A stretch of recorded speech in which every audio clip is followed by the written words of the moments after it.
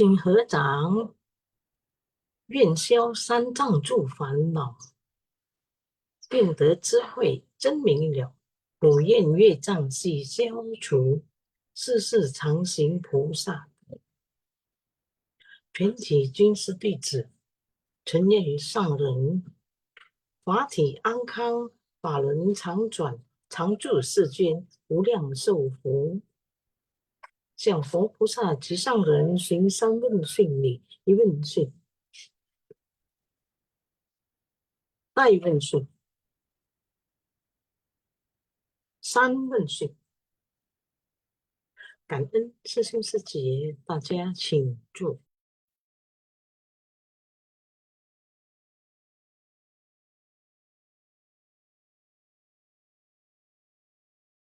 Ya, selamat pagi sesiung-sesi semuanya. Salam sehat selalu. Kita bertemu kembali hari ini, hari Jumat tanggal 10 ya. Jadi kita sebelum masuk ke sesi intisari, mari kita sama-sama tangan bersikap anjali. Mari lantunkan doa. Silakan host dimulai. Silakan. 我的心在静思中感恩，我的心念充满虔诚。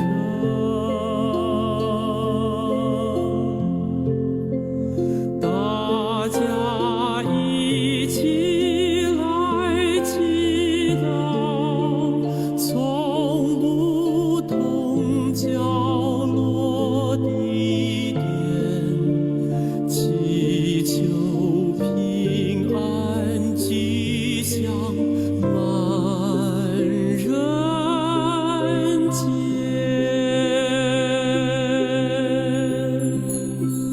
用心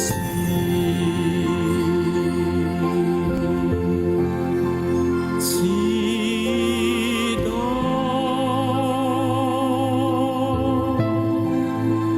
但愿人人坚守心愿心。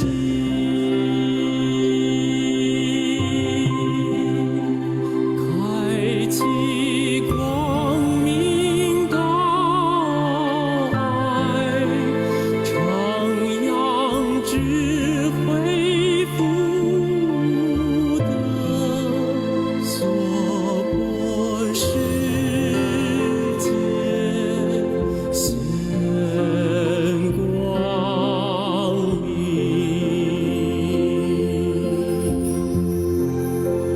我的心在静思中感恩，我的心念上达诸佛心。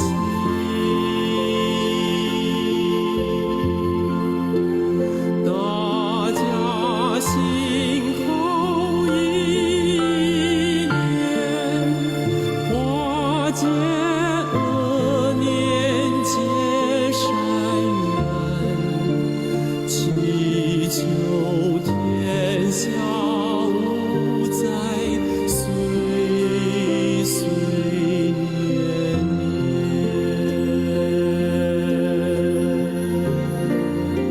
Semoga hati manusia tersucikan, semoga masyarakat damai dan harmonis, semoga dunia terbebas dari bencana.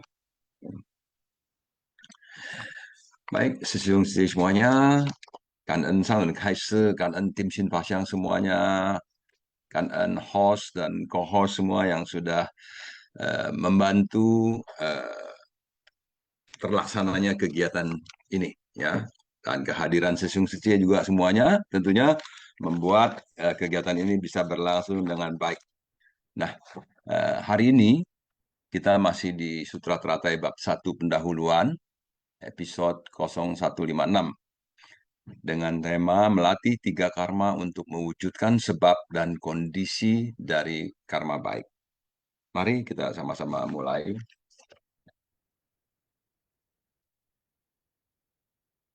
Catatan tangan. Kewelas asihan, 10 kekuatan agung atau dasa balani, dan 4 jenis ketidakgentaran Satwari Waisa Radiani telah terbangkitkan, dimunculkan oleh sebab dan kondisi dari karma baik pada para makhluk. Terdapat di Sutra Makna Tanpa Batas bab 1 sifat luhur. Kita lihat penjelasannya. Jika kita mampu memiliki welas asih dan 10 kekuatan secara lengkap, maka secara alami kita akan tanpa rasa takut. Segala sesuatu akan kita pahami dengan jelas seperti ketika kita berjalan pada siang hari. Jalan di depan tampak sangat jelas dan setiap jalan sudah sangat kita kenal. Karena itu, apakah ada rintangan di jalan? Kita dapat melihatnya dengan jelas. Apakah ada bagian yang berlubang, berbatu, atau tidak rata? Kita juga mengetahuinya dengan jelas. Jika semua ini dapat kita pahami dengan jelas, maka berjalan pun akan aman dan tidak merasa takut. Ini adalah perumpamaan dalam kehidupan sehari-hari kita. Lalu bagaimana dengan jalan spiritual kita? Jika arah jalan praktek kita sangat jelas dan kita sudah membangkitkan tekad serta ikrar, membangkitkan hati, menegakkan ikrar, maka secara alami kita harus memiliki keteguhan seperti itu. Jika memiliki keteguhan demikian, ditambah 10 kekuatan yang telah disebutkan sebelumnya, sudah lengkap. Apalagi yang perlu ditakuti?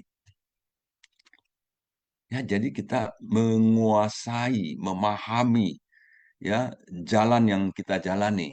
Kita mengerti dengan baik jalan yang kita jalani. Secara apa? Dengan apa ya namanya ya? Ya secara lebih jelas ya. Secara detail kita tahu di mana ada lubang, di mana kita harus berbelok, di mana kita harus apa namanya menyeberang ya. Bagaimana kita harus hati-hati ada batu-batu kerikil yang tajam. Demikian ya, jadi mengerti dengan jelas ya, mengenal dengan jelas area ataupun tempat yang kita jalani. Seperti para bodhisattva, para Buddha datang ke dunia, itu sudah sangat jelas. Beliau-beliau ini sangat jelas bahwa dunia ini penuh dengan penderitaan. Jadi beliau masuk memang ke dunia ini, turun ke dunia ini, ke dunia saha ini, untuk membimbing para makhluk. Dengan satu tujuan agar semua terbebaskan. Dan sudah jelas di sini adalah dunia saha adalah tempat yang penuh penderitaan, tempat yang penuh dengan berbagai macam konflik, berbagai macam syirik, berbagai macam sifat-sifat manusia yang penuh dengan segala macam loba, dosa, moha ya, yaitu keserakahan, kebencian, kebodohan, kesombongan, segala macam, semuanya ada. Tapi bodhisattva masuk ke dunia ini dengan sangat jelas. Nah, dengan jelas makanya bodhisattva nggak risau. Karena udah jelas, udah tahu, oh ya memang saya akan masuk ke tempat yang seperti ini. Ya udah, demikian. Ya, kita lanjut. Para Buddha dan bodhisattva datang ke tanah untuk ditahankan ini dengan mengendarai kekuatan ikrar penuh kewelas asian dan menggunakan 4 batin tak terhingga untuk menuntun semua makhluk. Nah, kita lihat lagi lanjutnya. Setiap orang tahu bahwa dunia saha adalah dunia yang perlu menahankan penderitaan. Jika kita tidak sanggup menahannya, kita akan merasa sangat menderita. Setiap orang di dunia ini membawa sebuah sutra agung dalam dirinya. Sutra kita juga dibaca oleh orang lain. Kisah-kisah kita, mereka juga akan membagikannya kepada orang lain. Sesungguhnya, kita telah menulis sutra dengan hidup kita. Kita menulisnya sendiri. Tindakan, ucapan, dan perbuatan sehari-hari kita di masa lalu dan masa sekarang. Dalam seumur hidup kita, sutra apa yang telah kita tuliskan? Sutra apa yang dituliskan oleh orang lain? Kita semua saling membaca sutra satu sama lain. Oleh karena itu kita dapat mendengar kehidupan seseorang yang dideskripsikan oleh orang lain. Selama kita mendengarkan dengan hati yang murni, setiap sutra adalah pelajaran yang berharga bagi kita. Ya, di dunia usaha adalah tempat yang penuh dengan penderitaan, dan kita harus mampu bisa menahan segala cerita tersebut. Ya, kalau tidak sanggup, pasti akan menderita. Ya, setiap orang membawa sebuah sutra agung dalam dirinya, menuliskan sutra kehidupannya. Ya, kita masing-masing menulis sutra kita sendiri, dan kita juga membaca sutra orang lain. Jadi maka itu dikatakan setiap ada bahasa apa tuh bahasa Mandarin yang mengatakan cia cia yo penan ni cing. Jadi setiap keluarga adalah sebuah sutra yang sulit dibaca. Nah, sulit dibaca ya. Jadi kalau kita bisa membaca dengan baik, memahaminya dengan baik, maka kita akan mengerti dan memahami kondisinya. Dengan demikian kita tidak akan mudah menjadi risau. Ya, tidak akan mudah menjadi risau. Oh, saya tahu dia memang orangnya begini. Ya udah, terima apa adanya, kita tidak lagi risau.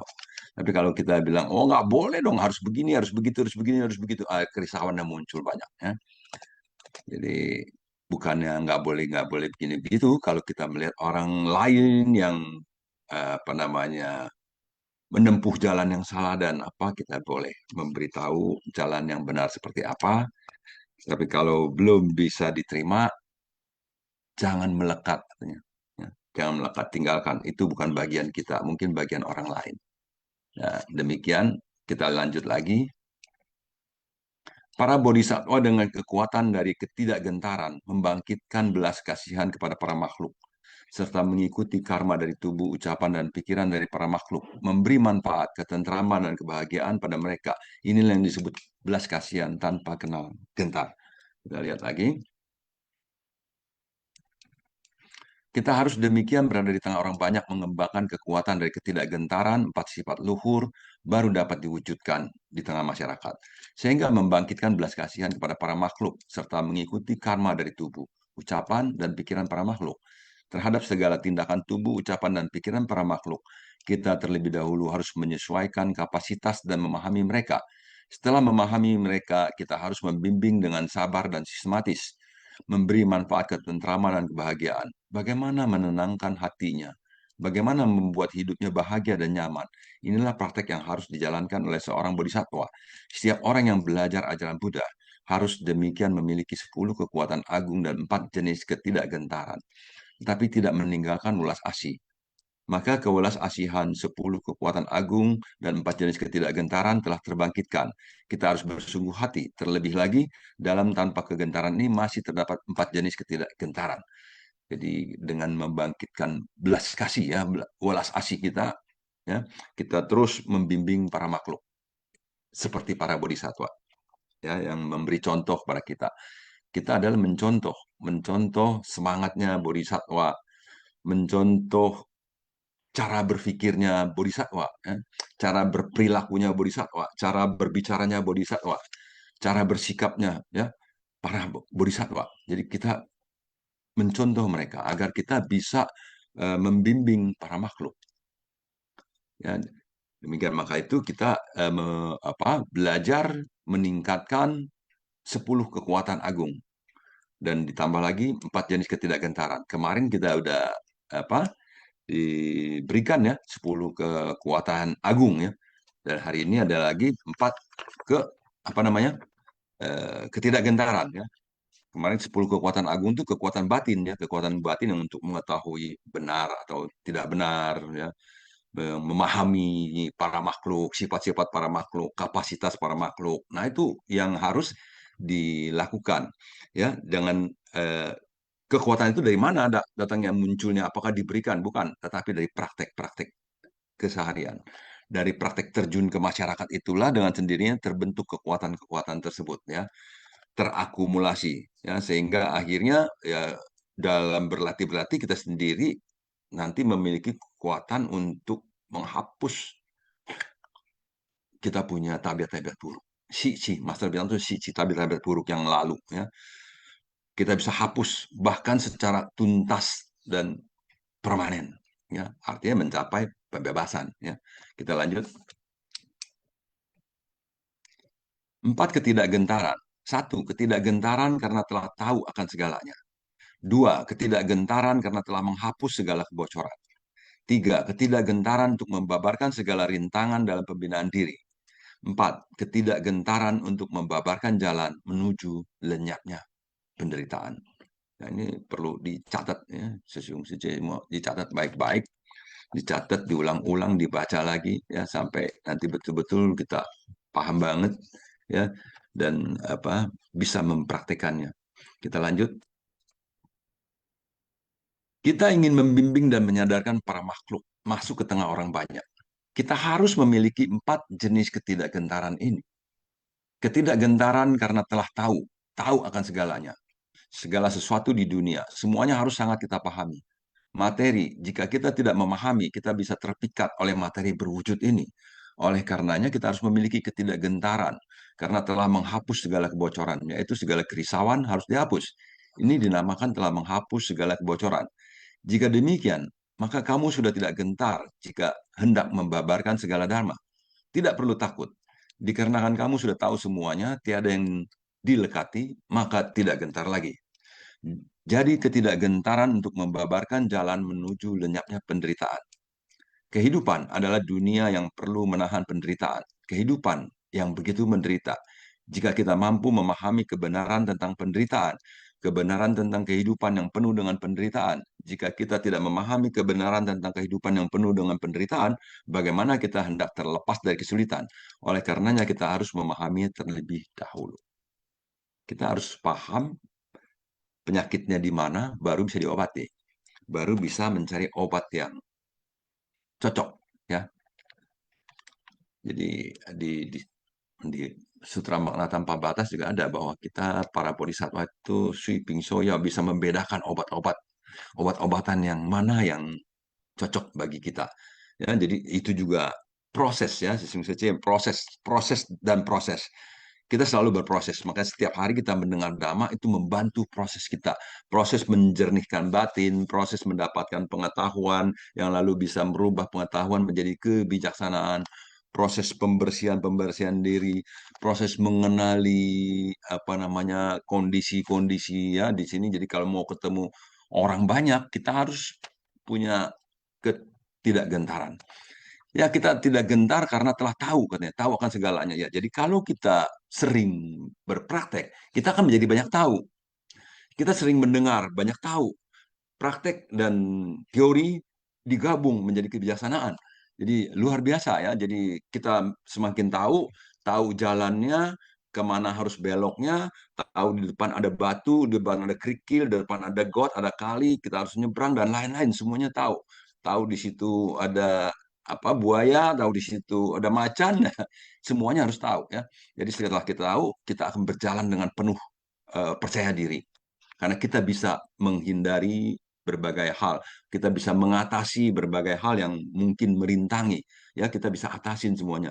Ini luar biasa ya, dengan memahami kita menjadi percaya diri ya kepada materi juga tidak terpikat lagi. Kita tahu bahwa semua adalah kosong. Ya, jadi nggak terpikat lagi pada materi-materi kesenangan-kesenangan duniawi. Kita mau mencari kebahagiaan yang sejati, bukan mencari kesenangan-kesenangan duniawi. Sudah tahu, makanya tidak akan terpikat lagi. Ya, tidak akan melekat lagi di sana. Tidak akan melekat kepada kesenangan-kesenangan duniawi. Ya, jadi yang akan membuat kita menjadi bocor. Ya, tidak. Jadi kita bisa mengatasi itu semua, tidak lagi bocor, ya, tidak lagi muncul kemarahan, ketidaksukaan, tidak lagi muncul kesombongan dan lain-lain. Ya. Jadi karena kita tahu bahwa kita tidak lagi melekat, wah itu luar biasa ya, tidak lagi bocor. Ya, jadi yang ada adalah belas kasih, ya, toleransi, rasa syukur, rasa ingin membimbing, membantu orang-orang melenyapkan penderitaan. Kalau Master mengatakan "Zhen sang wo tong, zhen ku wo bei", ya, kalau orang terluka, aku ikut merasa sakit. Orang menderita, aku ikut merasa sedih, ya, merasa sedih. Jadi itu empati, ya, itu namanya empati. Empati itu muncul ya karena kita banyak melihat, lalu banyak melakukan, lalu kemudian empati itu muncul. Ya, karena kita mengetahui kisah-kisahnya, kita membaca sutra-sutranya, ya, sutra-sutra yang sulit dibaca, kita sudah baca satu demi satu. Makanya dikatakan uliang famen si xian cai xian. Ya, jadi kita membaca setiap sutra yang terpapar di hadapan kita. Ya, itu orang-orang semuanya adalah bagaikan sebuah sutra. Ya, jadi kita akan mendapatkan kebijaksanaan menembus segala dhamma. Wah, ya, dhamma yang kosong. Cufa sekum, dhamma itu kosong. Ya, tapi itu ditembus. Ya, ini luar biasa ya, sesungguhnya saja ya. Ini jalan bodhisattva memang luar biasa. Yang kita ujungnya adalah mencapai anuttara sama Sambodhi, Sang Buddha. Kita lanjut. Dimunculkan oleh sebab dan kondisi dari karma baik adalah aktivitas berupa 5 sila, 10 kebajikan dan perbuatan baik lainnya, 3 kebajikan daripada tubuh, ucapan, dan pikiran. Seluruhnya mewujudkan sebab dan kondisi dari karma baik. 5 sila dan 10 kebajikan tidak terlepas dari 3 karma, yakni tubuh, ucapan, dan pikiran.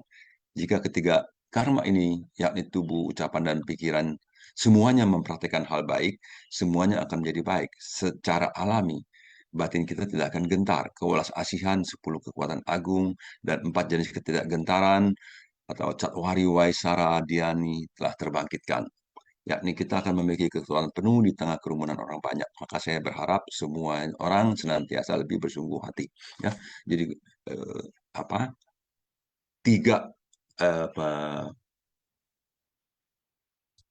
tiga pintu karma lah ya, disebut 3 pintu karma: ucapan,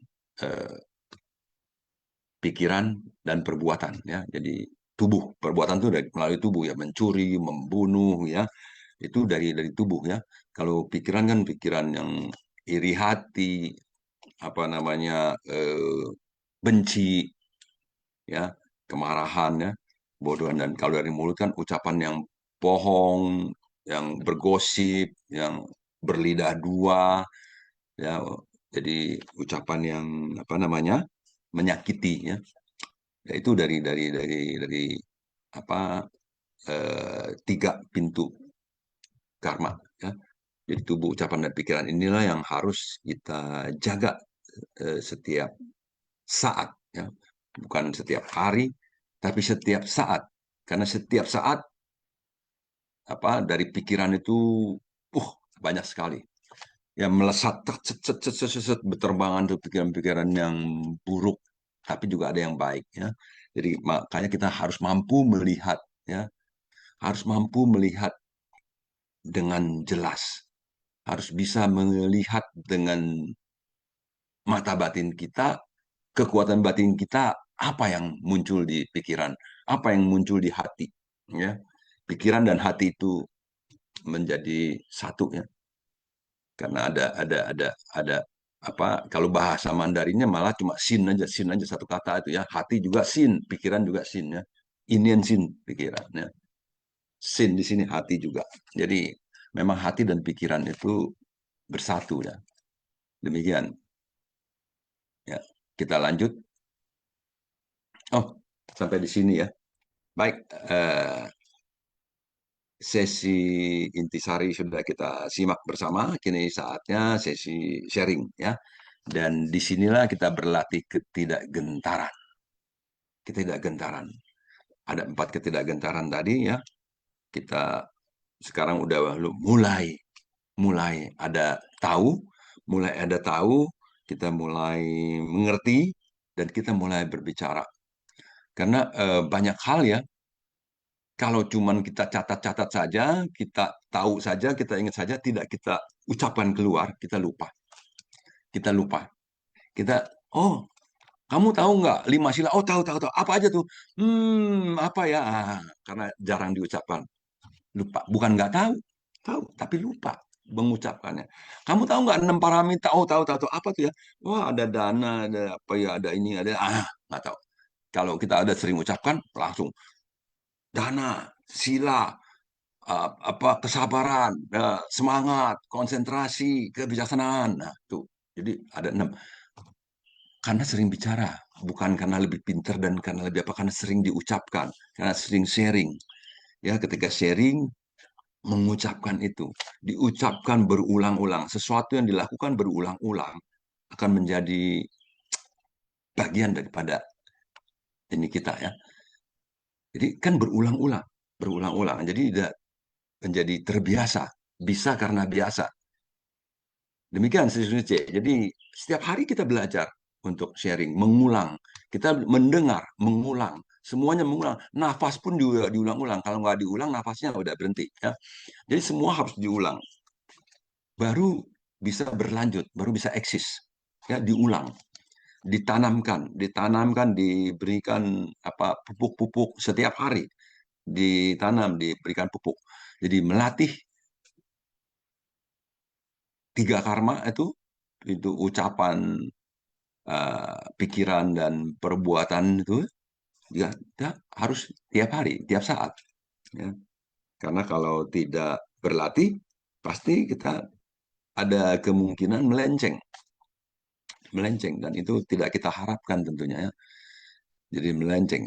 Jadi kalau melenceng, kalau nggak tahu terus, kalau tahu baru bisa balik lagi. Nah, maka itu pengetahuannya tentang Dhamma itu ya harus terus ditambah, ditingkatkan. Ada Gunawati Sece sudah resen, silakan Gunawati Sece, kita undang untuk sharing. Selamat pagi, Sesim Hoklai yang sangat luar biasa ya. Setiap hari kalau nggak dengar suara Sesiung tuh rasanya ada yang kurang. Kanten, Sangren Kaise, selamat pagi Sesiung Sece semua. Sangat kangen kepada tim Sinfasiang ya, yang bekerja sangat luar biasa ya, berkat tim Sinfasiang lah ya. Saya ya, jadi banyak belajar ya. Tadi Sesiung Hoklai juga mengatakan ya kalau kita semua ya kita sering ucapkan ya. Saya juga begitu ya. Yang namanya 3 pitu karma ya udah hafal di luar kepala ya. Oh, yang namanya 6 paramita sudah hafal. Oh, yang namanya banyak ya kata kunci atau poin-poin yang penting itu yang namanya sila, samadhi ya, kebijaksanaan. Oh, semuanya pokoknya udah hafal. Tapi apakah saya bisa mempraktekkannya dalam tindakan nyata pada saat terjun ke tengah masyarakat ya. Nah, itulah ya memang dari 4 ketidakgentaran tadi ya. Ya itu memang ya mau tidak mau ya harus dipahami dan diresapi, direnungkan, ya dipraktekkan ya. Oh, saya udah tahu nih ketidakgentaran, tahu segalanya ya itu. Tahu apa? Saya udah tahu kok 4 kebenaran mulia apa sih? Yaitu adanya penderitaan. Kenapa sih asalnya penderitaan tuh dari mana gitu ya? Lenyapnya, caranya ya semuanya pokoknya tahu gitu ya. Karena apa? Ya rajin gitu ya setiap hari. Tapi ya itu apakah ada prakteknya ya? Praktek kata Cecilia itu jangan setiap hari saya praktek, tapi setiap saat memang benar ya, sangat luar biasa ya, sangat benar ya. Jadi kita praktek ya setiap saat gitu ya. Baru dengar dharma, tapi begitu ada sesuatu gesekan ya, manusia, masalah ya, dan materi ya khususnya ya manusia ya, yang kadang-kadang dari ucapan saja ya kita sudah merasa kecewa, sudah merasa tersakiti ya. Makanya setiap hari ini ya saya mau belajar merubah ya, belajar supaya diri sendiri itu ada manfaatnya dulu ya. Tadi Sosial juga mengatakan hati, pikiran ya memang ya pada saat hati kita bergejolak, pasti pikiran kita ini timbul sesuatu gitu ya. Ya tentunya ya batin, tentunya ya secara otomatis ya. Makanya itu hati, pikiran, dan batin ya. Ya jadi setiap hari ya saya juga mau belajar supaya bisa praktek ya setiap saat ya. Jadi kita selalu sadar ya kenapa 5 objek bertemu, kenapa 5 indera bertemu dengan 5 objek ya.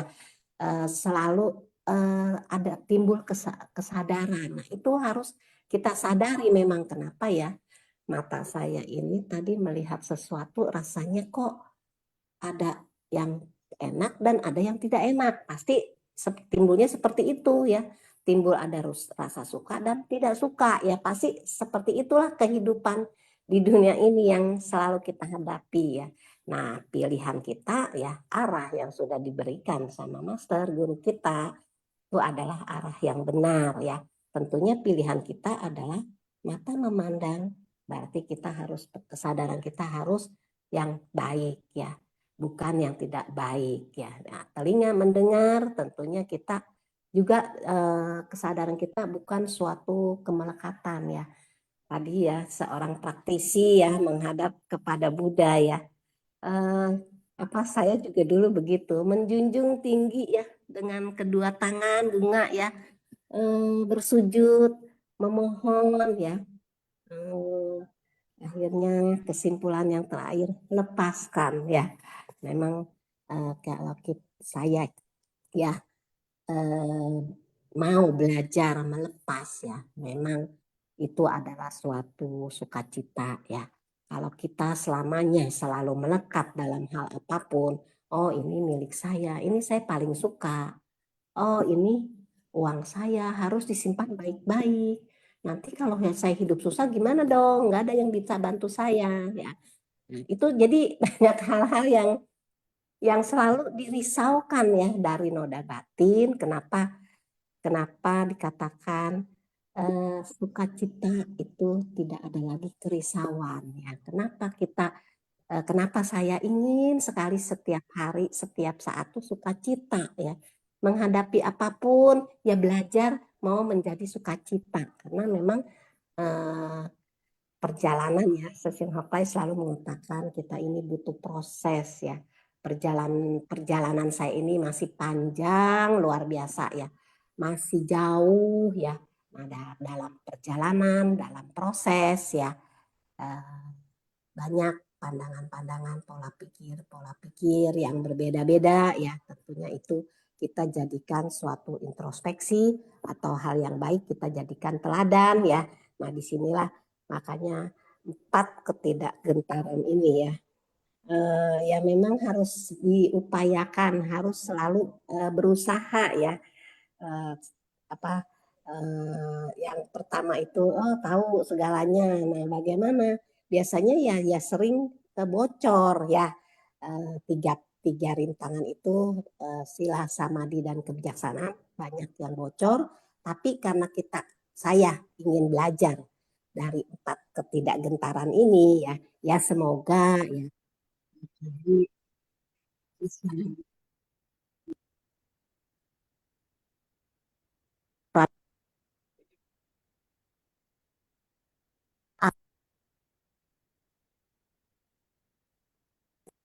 kemudian segala rintangan ya memang dalam pembinaan diri ya itu ya yang dihadapi ya itu ya banyak kerikil-kerikil baik itu kerikil kasar maupun kerikil halus ya kemudian tentunya ya pasti kalau kita sudah mempraktekkan ketiga ketidakgentaran itu yang keempatnya pasti ya akan lenyap ya apapun ya penderitaan yang kita alami oh ternyata karena kita sudah paham karena kita sudah tahu oh ternyata yang ketidakgentaran yang keempat itu akhirnya penderitaan itu yang muncul karena kita sudah memiliki keempat ketidakgentaran itu ya akhirnya ya lama-lama ya tabiat-tabiat buruk ya, 3 pintu karma yang negatif ya, akan munculnya suatu itu ya, suatu 4 pikiran tanpa batas itu ya, cinta kasih, welas asih, sukacita, dan batin yang seimbang. Sesiung Hoklai nanti tolong diperjelas, tolong dilengkapi ya Sesiung. Mohon maaf, saya ini apa yang ada di otak yang saya ucapkan ya kurang sistematis ya, mungkin banyak yang kurang paham ya, kurang mengerti apa sih sharingnya Secegun itu gitu ya. Mohon maaf ya Sesiung Hoklai, nanti tolong dilengkapi supaya lebih mengerti lagi ya dengan penjelasannya Sesiung Hoklai. Mohon maaf juga apabila ada kata-kata yang salah ucap. Kanen ya Sesiung Hoklai, kanen Sesiung Sece semua. Kanan Gunawati Sece ya. Jadi saya sih mengerti ya apa yang diucapkan oleh Gunawati Sece. Saya pikir Sesiung Sece yang lain juga mengerti ya. Jadi Sece Gunawati nggak usah khawatir ya, jangan risau. Tiap hari yang penting disampaikan aja, bolak-balik juga nggak apa-apa ya, karena setiap ucapan yang kita ucapkan yang baik-baik itu diulang-ulang juga nggak apa-apa. Menurut yang saya pahami demikian ya, diulang-ulang nggak apa-apa ya. Bahkan saya gini ya, dulu saya pikir kalau saya suka ketemu orang tuh nggak sebut namanya, saya lupa. Saya ketemu orangnya ya, lihat wajahnya, saya ingat, saya tahu dia, tapi namanya siapa ya, lupa loh, lupa. Padahal bukannya lupa. Karena apa? Begitu disebut, oh namanya Andri, oh iya Andri, berarti kan ingat ya. Cuma namanya Andri itu ada di dalam gudang kesadaran kita di dalam, karena jarang dikorek-korek keluar, jadi dia tuh nggak cepat kita carinya, otak kita ya nggak cepat nyarinya, nama Andri itu nggak cepat-cepat keluar, algoritmanya kurang ini ya, jadi nggak cepat keluar. Tapi kalau sering diucapkan, asal ketemu aja, Andri, Andri, Andri, nanti nama Andri itu lebih gampang diucapkan ya. Jadi kayak Gunawati Sece gitu ya, kalau kita ketemu ada, jadi ingat tahu karena sering menyebut namanya. Nyebut nama saya sering. Jadi begitu ketemu. Banyak yang saya ketemu di mana, ya saya tahu Sece ini kan orang yang dari barat ya, namanya siapa ya? Saya nggak pernah ucapin namanya. Saya tahu namanya gitu. Begitu disebutin, oh namanya itu Sece Eli, oh iya ya Sece Eli, ya ya ya.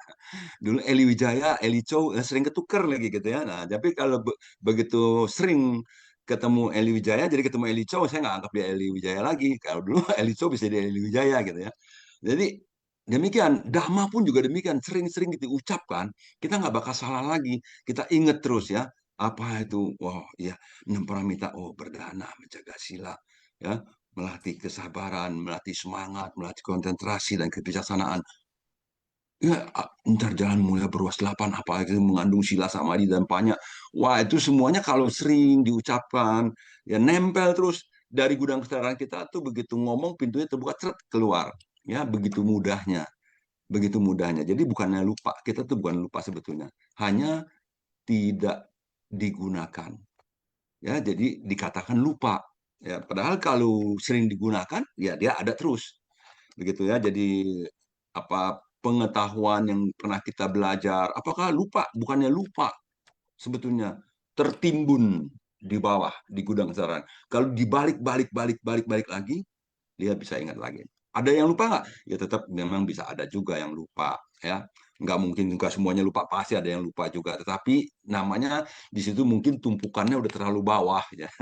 Seperti itu ya. Jadi karena apa? Karena teorinya begitu, dari kehidupan demi kehidupan yang lalu, yang lampau kita, semuanya ada, masih ada gitu loh. Jadi karena kita tidak melakukannya, ya disebutnya itulah lupa, istilahnya lupa ya. Tidak ingat katanya, tidak ingat. Padahal dia udah ada di dalam situ. Jadi seperti makanya kenapa kok karma buruk saya berbuah begini? Saya udah melakukan apa? Ya nggak ingat, lupa. Ya karena sebetulnya ya karma nggak bisa lupa ya. Karma itu buahnya selalu ada. Nah jadi makanya kita harus juga paham tentang buah karma, balasan karma. Tadi Master ngomong gitu ya. Kita harus tahu bahwa semua karma-karma yang berbuah itu adalah bagaikan apa namanya ya balasan Ya, temen kalau balasan tuh kan ngomongnya kan sebenarnya dibalas kok kayaknya banget. Buah yang memang harus diterima gitu. Ya, buah yang kita tanam, buah yang hasilnya, ini adalah hasilnya. Hasilnya, karma yang muncul itu adalah hasil daripada apa yang kita tanam. Jadi kalau karena kita tanam yang buruk, kita hasilnya buruk. Cuman kita lupa kan kapan tanam yang buruk-buruk itu, gitu ya. Tapi kalau yang baik-baik tanamnya ingat tuh, masih ingat. Oh kemarin saya udah melakukan ini, oh kemarin saya melakukan itu, ingat terus ya. Yang buruk nggak ingat. Oke, ini ada Jangka Wijaya Sisung sudah resen, silahkan. Poin nomor 4 dong, Siung. Ya, host, mohon Nah, bantuannya. Poin nomor 4. ya, sebelumnya Kan-en Sang Ren Kaise dan Kan-en Sesiung Sejemen yang ada di sini bicara tentang ketidakgentaran ini ya. Saya ngomong secara seci khususnya sebenarnya di misi amal sebenarnya lebih berkapasitas sebenarnya Hok Lai Sesiung karena punya jam terbang di misi amal, tapi saya pengamat, boleh nggak saya share sesuatu yang cukup menarik sebenarnya. Halo? Halo Ya, Bandung. Sisung. Ya, Sisung.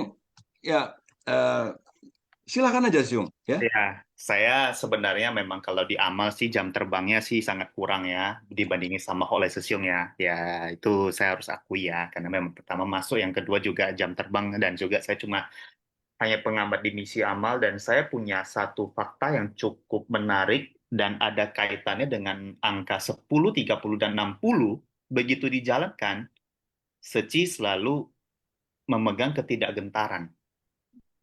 Apa itu Sesiung Secemen? Salah satu kebijaksanaan pertimbangan dalam memberikan bantuan, saya mau tanya ke Sesiung ini, mau konfirmasi ya, ini apakah mata saya salah atau enggak ya. Jadi gini, kalau kita bantu Kanenfu ya, kalau Seci bantu Kanenfu, istilah lebih apa ya? Kayak lebih mendukung atau lebih apa ke orang yang mau keluar dari jalannya penderitaannya, mau usaha, misalkan Kanenfu butuh biaya hidup, ya, Kanenfu butuh biaya hidup, tapi dia tahu bantuannya terbatas, tapi dia usaha cari kerja, walaupun masa evaluasi, ya kita tetap bantu. Mungkin kalau misalkan Kanen punya tidak apa, Kanen punya udah tidak dikasih bantu, tapi tetap dampingi, ya ada juga sih dampingi cari kerja, cari kerja, cari kerja, istilahnya si Kanen Fundu kalau ada tekad, kita pasti akan bantu. Tapi maaf, kalau misalkan kan punya udah minta A, B, C, D, ya kan? Minta A, B, C, D, makin dibantu, makin ngelunjak, umumnya ini bantuannya langsung dihentikan. Sesiung pernah merasa atau melihat seperti itu nggak? Valid nggak pernyataan saya? Seperti itu yang mau saya tanyakan. Udah, itu aja. Ada Ya, lagi? enggak. Saya mau tanya dulu, nanti ada lanjutan seperti itu. Iya, tanya dulu aja, Sisung. Nah, jadi itu, oke, itu ya, itu yang saya tanyakan ya. Tapi, di balik semua itu ya, jadi kalau misalkan Kanenfu yang butuh bantuan biaya hidup ya, Kanenfu butuh bantuan biaya hidup, makin dibantu makin ngelunjak, makin dibantu makin keluar keserakahan, makin dibantu makin aneh ya ke arah negatif, makin toksik, malahan ya sorry itu saya bantuannya dihentikan dan umumnya dikucilkan. Tapi dikucilkannya belum selesai, saya cerita. Dikucilkan itu dalam konteks bagaimana Seci menghadapi ketidakgentaran. Ketidakgentarannya apa? Pasti Kanenfu yang ngelunjak, pasti akan ngomong. Sorry ya, ini ngomongan ini acting, tolong jangan di-cut. Ya. Dasar Seci, gua minta A, B, C, D, E, F, G, H, I, J. Enggak dibantu sekali, pelit banget. Seci, pengusaha besar bisa bangun rumah di Aceh, bisa bangun rumah di Palu, bisa bangun rumah yang di mana itu. Tapi gue dibantu kayak gini aja cuma sekedar 1 juta 2 juta aja kamu dibantu, dasar pelit. Tapi kita Ceci nggak gentar. Misi amal tetap bantu yang lainnya. Pasti ada omongan seperti itu. Itu juga termasuk juga ketidakgentaran. Padahal maksudnya kita cut makin dibantu makin ngelunjak. Ya di cut itu sebenarnya ada tujuannya. Kalau dia misalkan sering minta terus, dia juga menghabiskan karma baik dia. Kalau misalkan dia usaha, setidaknya bisa menanam lagi karma baiknya, setidaknya dia bisa keluar. Kalau misalkan dia minta-minta terus, kita approve terus ya, saya nggak apa-apa. Cuman kasihan si Kanunfu itu kalau begitu begitu maaf kata meninggal, jatuh lagi, nyungsep lagi ke alam penderitaan. Kenapa? Karma baiknya habis diambil melalui kita bantu seci. So, that's why saya sekarang mulai sedikit paham waktu 10-30-60, begitu dibantu ya, kita bantu sambil mengusahakan dia bangkit. Bangkit untuk apa? Bangkit untuk minimal dia ekonominya terrecover. Ekonomi terrecover, dia bisa menghidupi diri sendiri. Dan kan menghidupi diri sendiri, dia ada sumber daya. Sumber dayanya isi 60, dia bantu-bantu yang lain. Tapi kalau misalkan ya tentu juga ada risiko juga ya, risiko yang seperti tadi. Makin dibantu makin gelonjak, ambil keputusan, pasti kanunnya ngomel ke tetangga, ngomel ke seperti yang tadi itu. Nah, tapi kita tetap umumnya cita tetap bantu yang lain, tetap bantu yang lain, tetap bantu yang lain, seperti itu. Kira-kira paling nggak ada lah ya omongan-omongan suara sumbang atau gimana. Gue juga pernah dengar kok kanunfu juga komplain kayak gitu juga ada. Bahkan calon kanunfu juga komplain juga kayak gitu juga ada. Tapi sih juga agak gentar. Padahal saya nggak kenapa seperti itu. Tujuannya buat jangka panjang, nanti suatu saat dia akan sadar. Begitu dia sadar, baru deh pelan-pelan dia bisa kembali lagi ke jalan yang benar. Kalau misalkan dibantu makin gelonjak karma baiknya, habis kasihan dianya, begitu karma baik habis, tersisa apa? Karma buruk, hidupnya penuh penderitaan. Dari situlah saya baru nge-sesun secemen. Ya kalau makin dibantu itu bisa menghabiskan karma buruknya, makanya itulah 10-30-60 itu diterapkan supaya dia bisa menanam lagi karma baiknya. Sudah dinetralkan karma buruknya, memperbanyak karma baik, saya pelan-pelan terrecover. Itu yang saya amati. Seperti itulah ketidakgentaran, walaupun risiko pernah bantuannya di-cut, tapi dia aduh, gua harus cari gimana. Seperti itulah, itu usaha. Walaupun reaktif dibilangin ceci jelek. Seperti itulah kira-kira. Tapi mungkin dia bantu lain atau dia dapat pekerjaan lain, ya sudah. Seperti itulah kira-kira. Mohon maaf ya, ini hanya pengamatan saya selama di misi amal di Kunjungan Kasih. Mungkin pandangan saya seperti itu, tapi dengan logika Dharma mungkin cuman aku berharap bisa terima dengan secara logis, dan mohon maaf memang actingan saya di kanal lapangan seperti itulah kira-kira. Kalau memang perkataan saya memang tiba-tiba meledak-ledak lagi di pagi hari. Sekian dulu, kalau ada pandangan lain, saya ketidakgentaran kalau diomongin kanalku, kalau tidak dibantu. Tiba-tiba melunjak tidak dibantu, malahan komplainnya aneh-aneh. Seperti itulah kira-kira. Tapi tetap tidak gentar ya. Masih bangun rumah, masih bangun ini, bahkan juga ya kan yang dibantu juga banyak. Seperti itulah kira-kira. Oke, Kanen.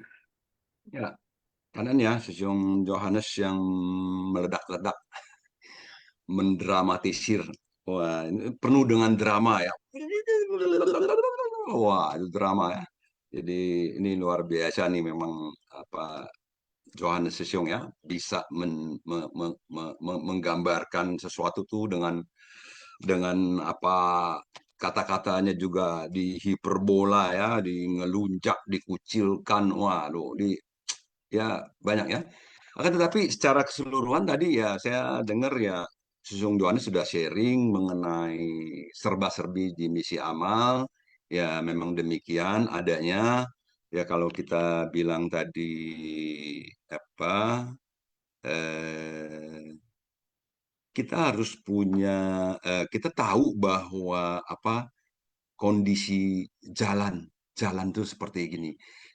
Kita tahu kondisi di dunia itu yang penuh penderitaan tuh seperti ini. Kita tahu bahwa para makhluk itu masing-masing memiliki sifat-sifatnya masing-masing.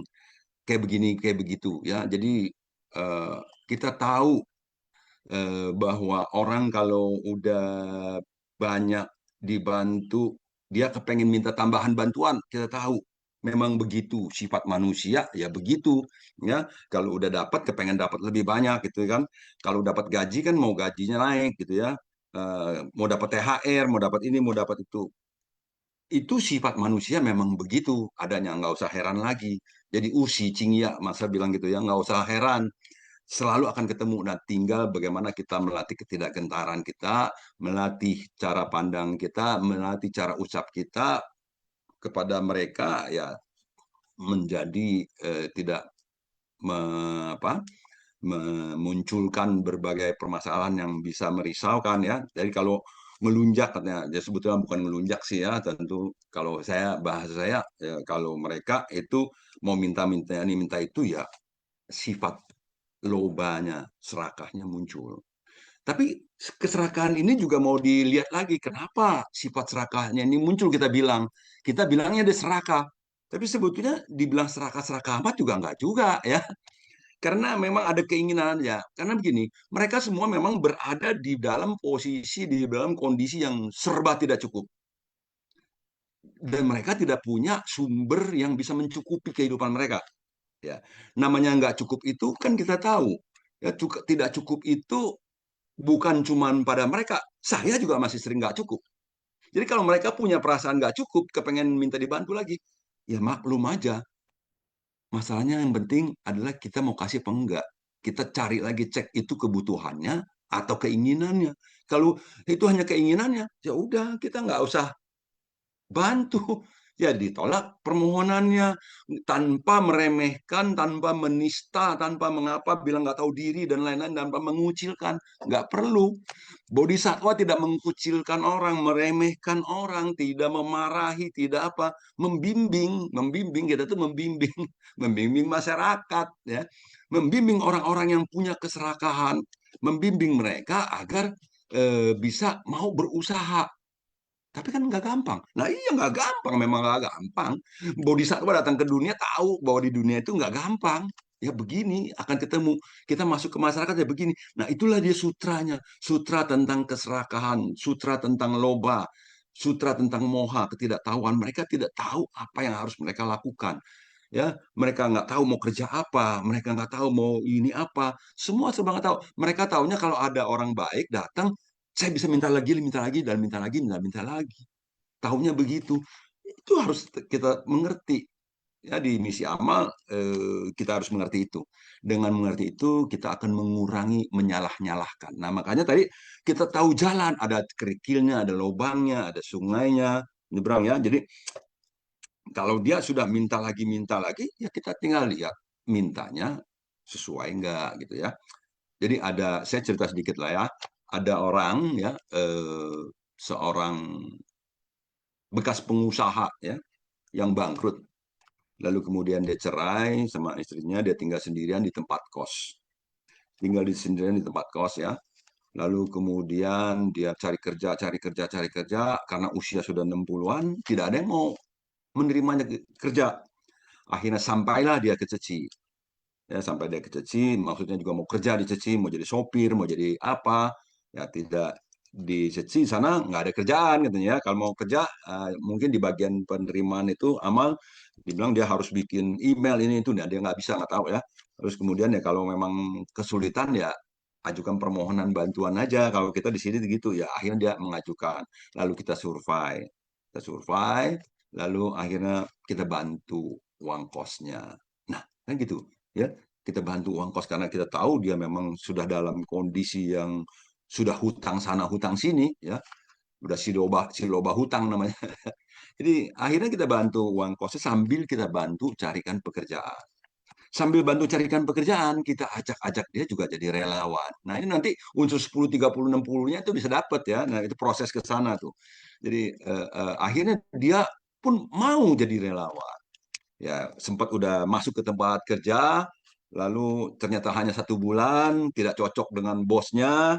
Nah, kenapa bisa demikian? Karena orang ini masih punya sifat kepala batunya juga. Lalu kita marahin, ya enggak. Mau bagaimana orang dia udah kepala batu, udah dari muda sampai umur 60 tahun, kepala batunya itu kan gak gampang mau dibikin jadi kepala yang nggak batu gitu ya. Jadi ya kita kesel, tapi ya ngomongnya baik-baik ya. Aduh, lain kali kalau dapat kerjaan ya kita harus bisa menerima kondisi ini. Kalau bos tuh ngomong apa-apa, bos selalu bener. Oh nggak bisa dong. Iya nggak bisa memang ya. Tapi kalau sebagai karyawan kita butuh dan ini. Jadi ada orang yang memang juga dia tetap biarpun saya butuh, saya tidak mau dihina. Nah itu kata-kata ini tuh, waduh, paling sering dah. Paling sering dengar. Pokoknya biarpun saya susah, biarpun saya miskin, saya tidak mau dihina. Nah inilah jadi kata-kata dihina itu menjadi sebetulnya juga satu ini ya. Nah, pemahaman tentang penghinaan itu panjang lagi tuh ceritanya. Nah, itu harus butuh pendampingan dari relawan. Ya, demikian ya, selanjutnya itu kira-kira kayak begitu ya. Jadi apa namanya? Bukan langsung, ah udahlah, kamu udah dikasih kerjaan aja nggak bisa, udahlah, nggak usah bantu lagi lah kamu. Ya, artinya kita sudah menyerah, ya, kita sudah menyerah. Kita tidak lagi bisa membimbing, menyerah, itu menyerah.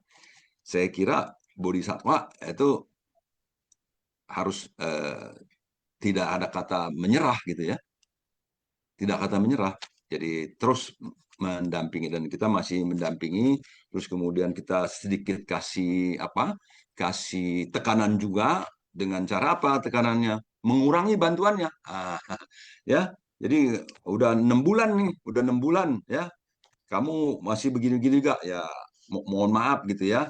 Sebetulnya kita mau bantu untuk kamu melewati masa sulitnya. Tapi gini, bantuan dikurangin. Nah, kita juga, kenapa bantuan dikurangin? Ada yang tanya kita.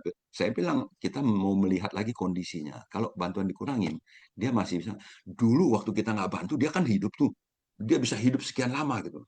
Lalu kita bantu. Lalu kita bantu kan terbantu kan dong dia. Lalu kita nggak bantu lagi, apa dia langsung langsung nggak bisa hidup? Lalu dulu sebelumnya dia bisa hidup gimana?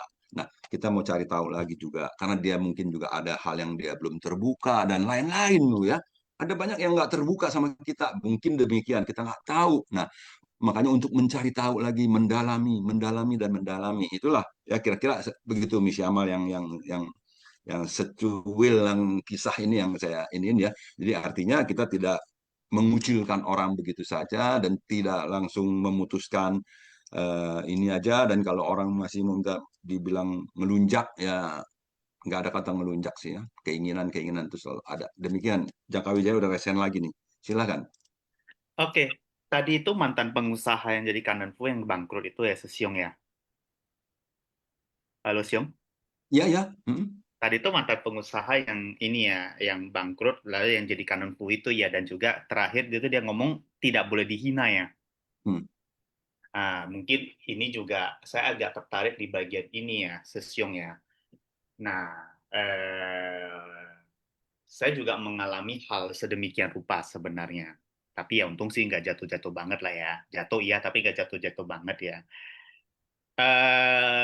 Menurut saya ya, ini karena sesuai dengan pengalaman saya ya, ini saya mau tambahkan ya.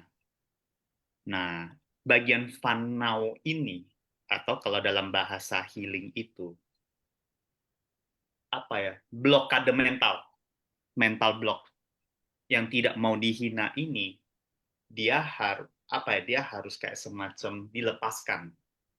Cuman cara pelepasannya saya nggak tahu gimana, saya tidak akan merekomendasikan caranya, ya nanti bisa cari di Google. Tapi minimal, apa ya, ini saya tambahan aja ya, orang ini ya, harusnya sih, ya harapannya ya, dia bisa merenungkan apa salahnya, kenapa dia jatuh, dan kenapa dia nggak mau dihina itu, bisa artinya apa ya, berarti pengen dipuji, ya kan? Pengen dipuji. Nah, bagian inilah, atau pengen pengakuan bagian inilah yang menurut saya perlu dirilis. Kenapa? Kalau misalkan ini nggak dilepaskan, ya akan menjadi muncul gengsi. Makanya milih-milih pekerjaan, makanya jalan rezekinya tertutup. Seperti itulah kira-kira. Ini juga kejadian banget loh, Sesiong, di saya. Ya, kejadiannya banyak banget. Pengen dipuji, gengsinya tinggi, intinya kayak gitu. Akhirnya saya coba sedikit menurunkan gengsi saya, baru pikiran saya terbuka. Nah, begitu pikiran saya terbuka, baru deh muncul peluang-peluang ya in order to get the money back. In order peluang untuk dalam salah satu mendapatkan cuan, ya salah satunya. Jadi yang mau saya ceritakan adalah setiap orang itu punya mental blokade seiring dengan hidup dan pengalaman, dan mental blokade ini kadang kan masuk ke alam bawah sadar seperti itu ya. Nah, atau kita sebutnya sebagai dalam bahasa dharmanya itu adalah fanau. Nah, fanaunya itu perlu kita sadari, perlu kita akui, dan perlu kita lepaskan. Nah, cara pelepasannya itu sebenarnya banyak sekali metode healingnya, banyak. Cuman saya tidak akan menceritakan mana yang terbaik, ya. Bisa bisa perenungan, bisa cerita, bisa apa, bisa ini, ya coba ceklah di Google. Tidak semua orang cocok dengan metode healing itu sendiri. Dan yang paling penting, kemauan untuk melepaskan si fanau itu, misalkan si rasa gengsi yang tadi Bapak itu dia sendiri harus mau lepaskan. Karena kalau misalkan dikasih healing semahal apapun, ya nggak akan lepas. Seperti itu. Terutama ya ada juga ya fungsionaris amal yang bisa hipnoterapi, ya yang di hipnotes. Saya bukan menjelekkan ya, bukan ya. Tapi si orangnya itu juga harus ada kemauan untuk menerima dan melepaskan. Sorry, kemauan untuk melepaskan ya. Seperti itulah kira-kira ya. Oke, Oke. kanan. Baik, kanan ya Sisung ya. Ya, jadi tadi juga Sisung, saya dengar Sisung juga punya fana, punya kesombongan, punya apalagi tadi ya, ego gitu ya. Padahal Sisung udah belajar sampai kemana-mana juga ya gitu ya, tapi masih punya gitu. Dan apalagi dia yang belum belajar kemana-mana gitu kan. Jadi nanti mungkin kayaknya saya boleh kasih nomor telepon dia sama Sisung biar Sisung yang dampingin ya. Barangkali dia bisa lebih cepat berubah gitu. Kanan ya Sisung ya. Oke, kita lanjut lagi yang lain, Sisung-sisung yang lain silakan. Ya, mantap ya kanan ya Sisiung boleh kan ya. Ya, siap. Ya, ya Joni Sisiung silakan. Ya, pagi ya. Yung Holai. Kanan ya Sang Hesre. Ini yang tentang tadi ya, yang Yung Jangka sampaikan ya. Ini kan tadi kan seperti bantuan biaya hidup, ya kan? Tadi kan contohnya seperti itu Yung ya. Ya. Nah, jadi sebenarnya ini harus dipahami ya. Bantuan biaya hidup itu sebenarnya diberikan kepada siapa? Terus terang ini banyak juga ya yang banyak yang tidak pahami ya. Kalau di dalam SOP ya, klausulnya itu bantuan biaya hidup itu adalah diberikan kepada orang yang mata pencariannya itu terputus, ya, atau terganggu, mungkin saat mendampingi orang sakit ataupun misalnya karena usia seperti itu, Sisiong. Jadi bukan karena orang yang kekurangan. Nah, ini yang sering disalahpahami ya. Jadi seakan-akan, oh ini dia kurang terus dibantu biaya hidup. Tapi bukan seperti itu. Nah, kemudian di dalam survei pun tersebut, itu juga kita harus memahami, walaupun dia sebagai kepala keluarga, apakah itu terputus ataupun terhalang mata pencariannya, apakah masih ada nggak yang memberikan? Misalnya kan bisa juga ya, mungkin dari saudaranya, atau dari anaknya, atau dari tetangga sekalipun, seperti itu. Karena kalau bicara hanya kekurangan, saya pikir ya kekurangan itu pasti semua orang pasti kekurangan ya. Ada yang bahkan udah punya rumah, punya mobil aja juga masih merasa kekurangan, benar nggak? Jadi, nah ini, jadi kekurangan ini harusnya kita lihat kekurangan seperti apa kondisi yang ini gitu loh. Nah seperti satu lagi kalau kita pikir, dulu misalnya, dulu dia itu hidup dengan kekurangan aja dia bisa hidup dan dia bisa jalani selama ini. Tapi sesudah dia mengenal seci, akhirnya dia nggak bisa lagi hidup gitu loh. Pada saat mau diputus dia nggak bisa hidup lagi. Nah ini kan jadi aneh kan seperti itu ya.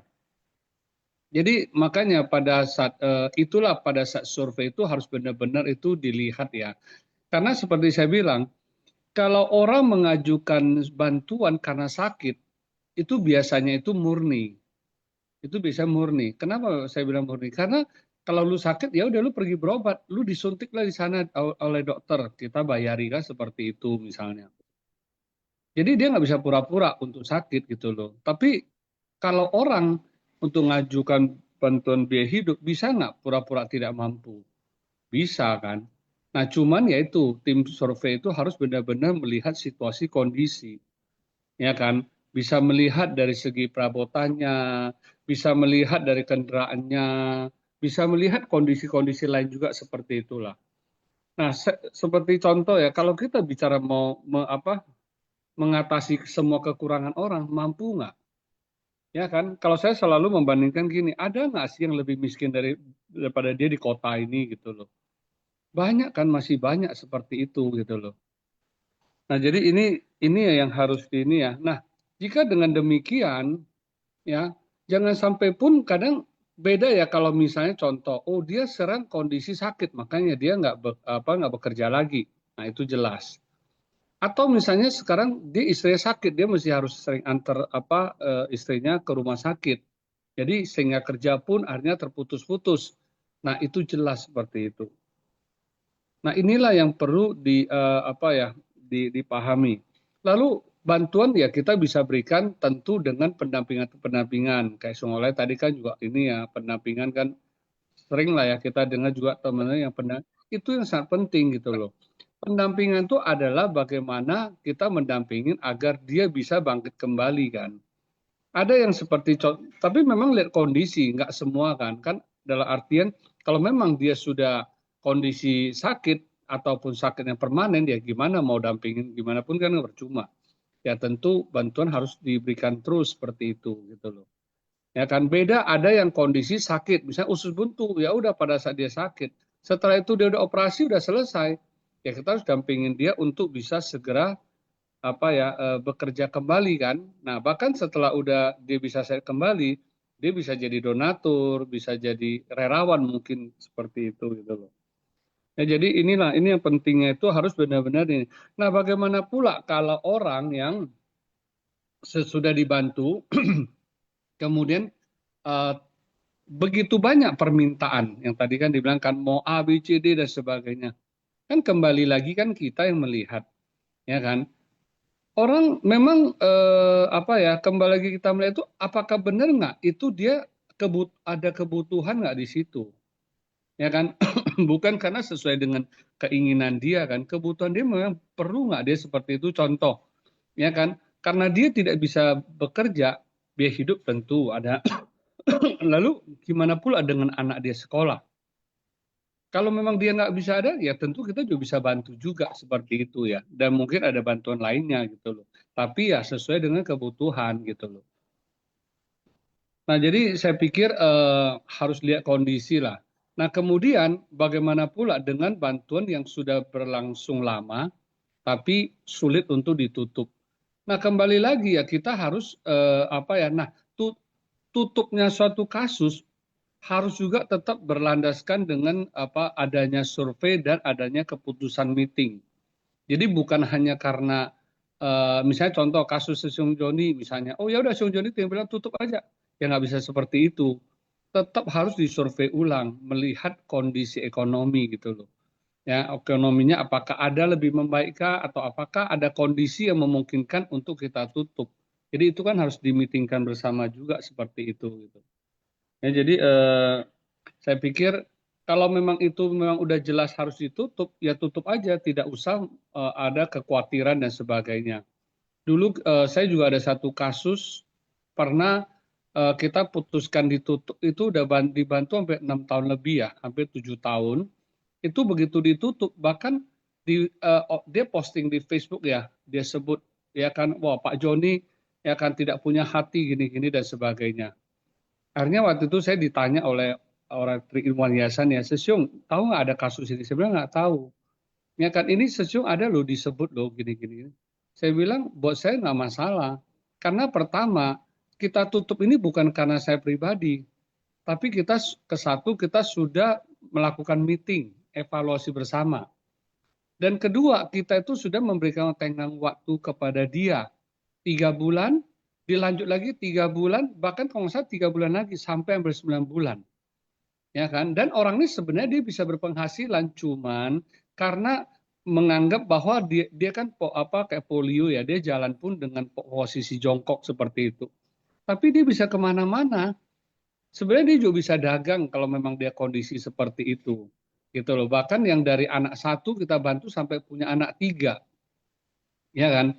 Kemudian dia juga dapat bantuan dari waktu itu Pak Ahok kan, hampir katanya 2 juta lebih, udah habis. Ya kan? Kemudian dapat motor juga, dijual juga gitu loh. Jadi dengan kondisi begitu kan kita melihat ini orang ya tanda kutip ya mungkin kurang rasa syukur dan yaitu tidak bisa lagi mau ada berusaha untuk perbaiki ekonominya ya. Padahal sebenarnya dia bisa, beda dengan orang yang lumpuh ya seperti itu. Bahkan yang lumpuh aja, dulu saya ada kasus si Dipa, dia lumpuh aja tapi masih bisa dagang seperti itu. Nah, jadi dengan lihat kondisi itu ya dengan kita ada meeting, bukan karena secara pribadi ya, akhirnya kita putuskan tutup seperti itu. Itu aja Sesiung, kan? Baik, Sesiung. Ya, Kan ya. Nah, ini juga bagaikan sutra ya, Master bilang. Jadi Sesiung Joni sudah membacakan sutra-sutra yang dia pernah baca ya, diperdengarkan kepada kita dan kita mendengarnya, yaitu bisa mengambil manfaat-manfaat dari sana ya. Jadi semua adalah sutra, bagaikan sutra-sutra. Jadi makanya kalau kita Sinpa Siang ini kita semua terus menambah pemahaman dan pengetahuannya luar biasa kan ya. Siung Jangka, Siung Joni, ya ada lagi Siung Cici yang lain silakan yang ingin menyampaikan sutra-sutra hidupnya dari Jambi, Yeni Cici silakan. Chào anh, Sư Siong. Suara saya Nah, jelas? jelas sekali. Sebelumnya cảm ơn Sang Ren, cảm ơn Sư Siong Sư Chairman yang sudah sharing. Banyak budi soro besar yang memberikan inspirasi. Cảm ơn pada semua tim Sumpang Siang yang sudah bekerja berlayar, terutama cảm ơn pada Sư Siong Hok Lai yang sudah memberikan siraman rohani, benar-benar. Ya kan? Tadi ini luar biasa juga ya, Joni Sư Siong. Ini banyak kebijaksanaan beliau yang membuat saya bertumbuh. Jadi dari sharing Sư Siong itu membuat saya tiba-tiba teringat. Jadi saya ini bercerita apa yang sudah terjadi dan pernah saya lakukan. Semoga ini benar atau nggak benar, tapi inilah yang terjadi. Jadi berapa tahun yang lalu ya, setahun atau 2 tahun lalu, saya tidak ingat tepatnya, itu sebelum saya Souchen ya kan, jadi saya masih Cakom. Jadi ada satu Kan Eun Hu lah ya kan, Kan Eun Hu sih anak-anak, dia pernah operasi tumor otak ya kan, sudah berhasil lah ya kan, dan punya penyakit genetik thalassemia. Kita tahu ya thalassemia sampai saat ini belum ada obat penyembuhnya. Jadi setiap bulan dia transfusi darah terus ya kan, itu penyakit genetik. Nah, terus tiba-tiba ini kebetulan bukan saya yang survei, bukan saya yang pegang kasus ya kan, karena saya punya keterbatasan waktu, saya Senin sampai Sabtu kerja full day. Jadi tapi saya tetap memanfaatkan waktu kesempatan itu untuk ikut kegiatan amal di Minggu. Nah, jadi tiba-tiba saya dengar minggu pertama Kungkas. Sebelum Kungkas itu saya dengar, oh ada ayah Kan Eun Hu yang mungkin tanda kutip marah ya kan, karena bantuannya dihentikan. Terus sampai dia mengadu kepada bosnya. Bosnya sampai hubungi ke kantor suci, kenapa dia dihentikan bantuan segala macamnya. Jadi pada sibuk ya kan, mungkin pada takut semua ya kan. Nah, saya tidak tahu ujung pangkalnya kenapa di stop. Jadi pada saat kunjungan kasih, saya kebagian disuruh kunjungan kasih itu. Karena saya mengerti juga diberikan bantuan di stop bukan berarti kita stop Kungkas. Saya jadi teringat juga cerita master yang lutanku ya. Karena udah dibantu tuh kita nggak ada kunjungan kasih lagi mengetahui keadaan Kan Eun Hu-nya kan. Jadi saya pikir ini harus terus. Tapi saya sempat gentar juga. Dengar-dengar dia marah-marah. Waduh, saya nggak ada yang mau, ya kan? Jadi cuma saya mau nolak. Ini kayak gimana nggak ada yang mau. Cuman kalau sampai sudah kondisi bosnya sampai marah bukan marah ya, maksudnya komplain lah, kenapa di stopkan bantuan biaya hidup, dia orang berkekurangan dan sebagainya. Saya pelajarin dulu ya Kak, meskipun bukan saya survei, saya pelajarin dulu data riwayatnya. Oh ternyata betul kata Si Siong Joni ya kan, saya jadi teringat bantuan biaya hidup itu diberikan bukan pada orang yang kekurangan ya kan. Nah karena bagi kita tahu ya, bahkan bagi saya sendiri, kita selalu merasa diri saya kurang. Jadi rupanya saya pelajarin, dulu diberikan bantuan biaya hidup waktu anaknya tuh mau operasi ya kan, dia tentu sebagai kepala keluarga itu nggak bisa bekerja, ya kan, alasan itu masuk akal ya kan. Terus ini bertahun-tahun diberikan sampai anaknya selesai operasi tumor otak dan termasuk berhasil ya kan. Kalau mengenai talasemia itu transfusi ya kan, tapi ternyata itu memakai BPJS ya kan, tidak dibebankan biaya sama sekali, pun kantong darahnya gratis ya kan, itu saya tahu pada kunjungan kasih. Nah, tapi dengan kondisi diberikan bantuan biaya hidup itu, ini ayahnya sehat. Jadi menyebabkan sepertinya itu terbiasa dengan zona nyaman, dapat bantuan biaya hidup, sehingga kerjanya mungkin jadi ya yang nggak begitu mau lah ya, saya nggak mau menjudge bahwa dia jadi malas, nggak, mungkin jadi terbiasa dengan zona nyaman ya. Karena kan Enhu-nya ini saya juga nggak mau judge dia ngelunjak ya, maksudnya tuh dia menderita ya kan, pasti menderita itu noda batinnya itu sangat banyak, karena dia sibuk bikin penderitaan dia. Tapi yang saya khawatirkan ini, dengan alasan bahwa dia harus mendampingi anak untuk transfusi, kasih sayang mamanya itu jadi luntur loh. Ini saya tahu pada saya pergi kunjungan kasih. Jadi dia cerita, saya harus bawa, mamanya jadi cuek, nggak peduli. Jadi saya nggak bisa kerja. Tapi balik lagi flashback, ternyata dia sudah kerja. Jadi saya memahami tim amal kenapa bantuan biaya hidup itu kenapa dihentikan, karena dia sudah kerja ya kan. Tapi mungkin tidak ada pemahaman dari Enhu-nya, mungkin ya kan, penyampaian kurang bahwa mereka tuh jadi ketakutan, gimana kalau sampai dia mau transfusi darah, ada biaya-biaya di luar yang bisa di-cover BPJS. Nah, ini mungkin penyampaian ke mereka tuh, mereka panik, takut. Nah, ini sebelum saya turun Kunkas. Nah, ini pada saat saya ke rumah dia, itu bukannya mudah, ya kan, sampai ke sana ya kan, rumahnya rumah panggung. Saya naik, saya dari sudut mata saya nampak dia melihat, terus dia masuk, nggak mau keluar. Waduh, relawan lain bilang, "Udah kita pergi aja, nanti dia marah, kita aja dihajar nggak sih?" Ya udah, enggak lah, nggak sampai kayak gitu, nggak apa-apa ya kan. Saya bilang, "Ini harus ini loh," maksudnya tuh kalau enggak, saya ini maksudnya gini, ini kan sudah melibatkan pihak luar, dia sudah ngadu ke bosnya sampai ya komplain lah, "Ini kan kenapa suci yang kita pertaruhkan?" Harus ada penjelasan. Kalau kita jelasin ke mereka, ternyata mereka masih belum paham, itu berarti di luar kuasa kita. Tapi kalau saya lepaskan tanpa penjelasan, itu nanti ya gimana ya, maksudnya tuh saya khawatirnya ini ya kan, artinya tuh mungkin penjelasan yang kurang ya kan, saya maksudnya tidak mau menghakimi juga ya kan, yang saya pikirkan adalah saat ini ya kan, dan akan datangnya ya kan. Nah, jadi mereka bilang, "Nanti kamu diapa-apain nggak?" Enggak mungkin sampai kayak gitu, dia nggak mau keluar, kita apa-apa, kita tungguin aja. Kebetulan di sana itu ada neneknya lagi di depan ya kan, di halaman, bukan halaman, dia rumah panggung ya, jadi di depannya itu. Sayanya menegur neneknya, "Nek, udah makan belum?" Terus karena kita meskipun orang suci saat bertemu kita paling anjali ya kan, tapi karena saya melihat kondisi di kita sana, itu biasanya salim ya, maksudnya salam dengan cium tangan, tapi saya nggak sampai seperti itu. Tapi saya tetap salam dengan menyentuhkan tangan neneknya ke dahi saya. Saya tidak mencium tangan, tapi seakan-akan seperti mencium tangan. Nah, itu dilihat oleh ayahnya, mungkin karena itu dia tersentuh, akhirnya dia mau keluar. Saya tetap tungguin dan tetap ramah dengan neneknya, bahkan saya salam menyentuhkan tangan dengan ke dahi, karena saya menganggap, oh nenek ini ada orang tua, biasanya orang tua tuh seneng, ya penghormatan kita lah ya kan, maksudnya sebagai orang yang lebih muda. Akhirnya keluar, dia menjelaskan kekecewaannya, terus saya jelaskan, "Pak," saya bilang gitu, saya menjelaskan bahwa saya tanya dulu, "Apakah dengan transfusi darah pengobatan thalassemia ini mengganggu pekerjaan Bapak?" Dengan enggak, berarti bisa dibawa kan, dengan kondisi Bapak tidak kerja, bisa. "Ibu gimana?" "Iya, katanya selama ini saya yang bawa, jadi ibunya nggak begitu mau." Nah inilah Pak, dengan adanya kami memberikan bantuan biaya hidup, Bapak jadinya mungkin jadi kepikiran, udah nggak apa-apa, nggak usah kerja, atau ibunya jadi berpikir bahwa, tidak perlu Bapak aja yang bawa. Inilah yang saya tidak ingin ya kan. Tentu anak Bapak sedih dong. Saya tanya anaknya, "Pengen nggak suatu saat ditemani ibu sudah?" "Pengen." "Gantian dengan Bapak pengen nggak?" "Pengen." Nah ini loh Pak, ya kan. Terus, bukan berarti gitu, kita itu maksudnya tuh, melupakan Bapak. Bapak misalnya ada bantuan misalnya pengobatan anak Bapak, dia nggak ditanggung BPJS, di luar BPJS, dan Bapak merasa Bapak butuh, Bapak ajukan ulang. Kita survei ulang, Pak. Tapi Bapak siap kita survei ulang. Bapak ajukan ya kan.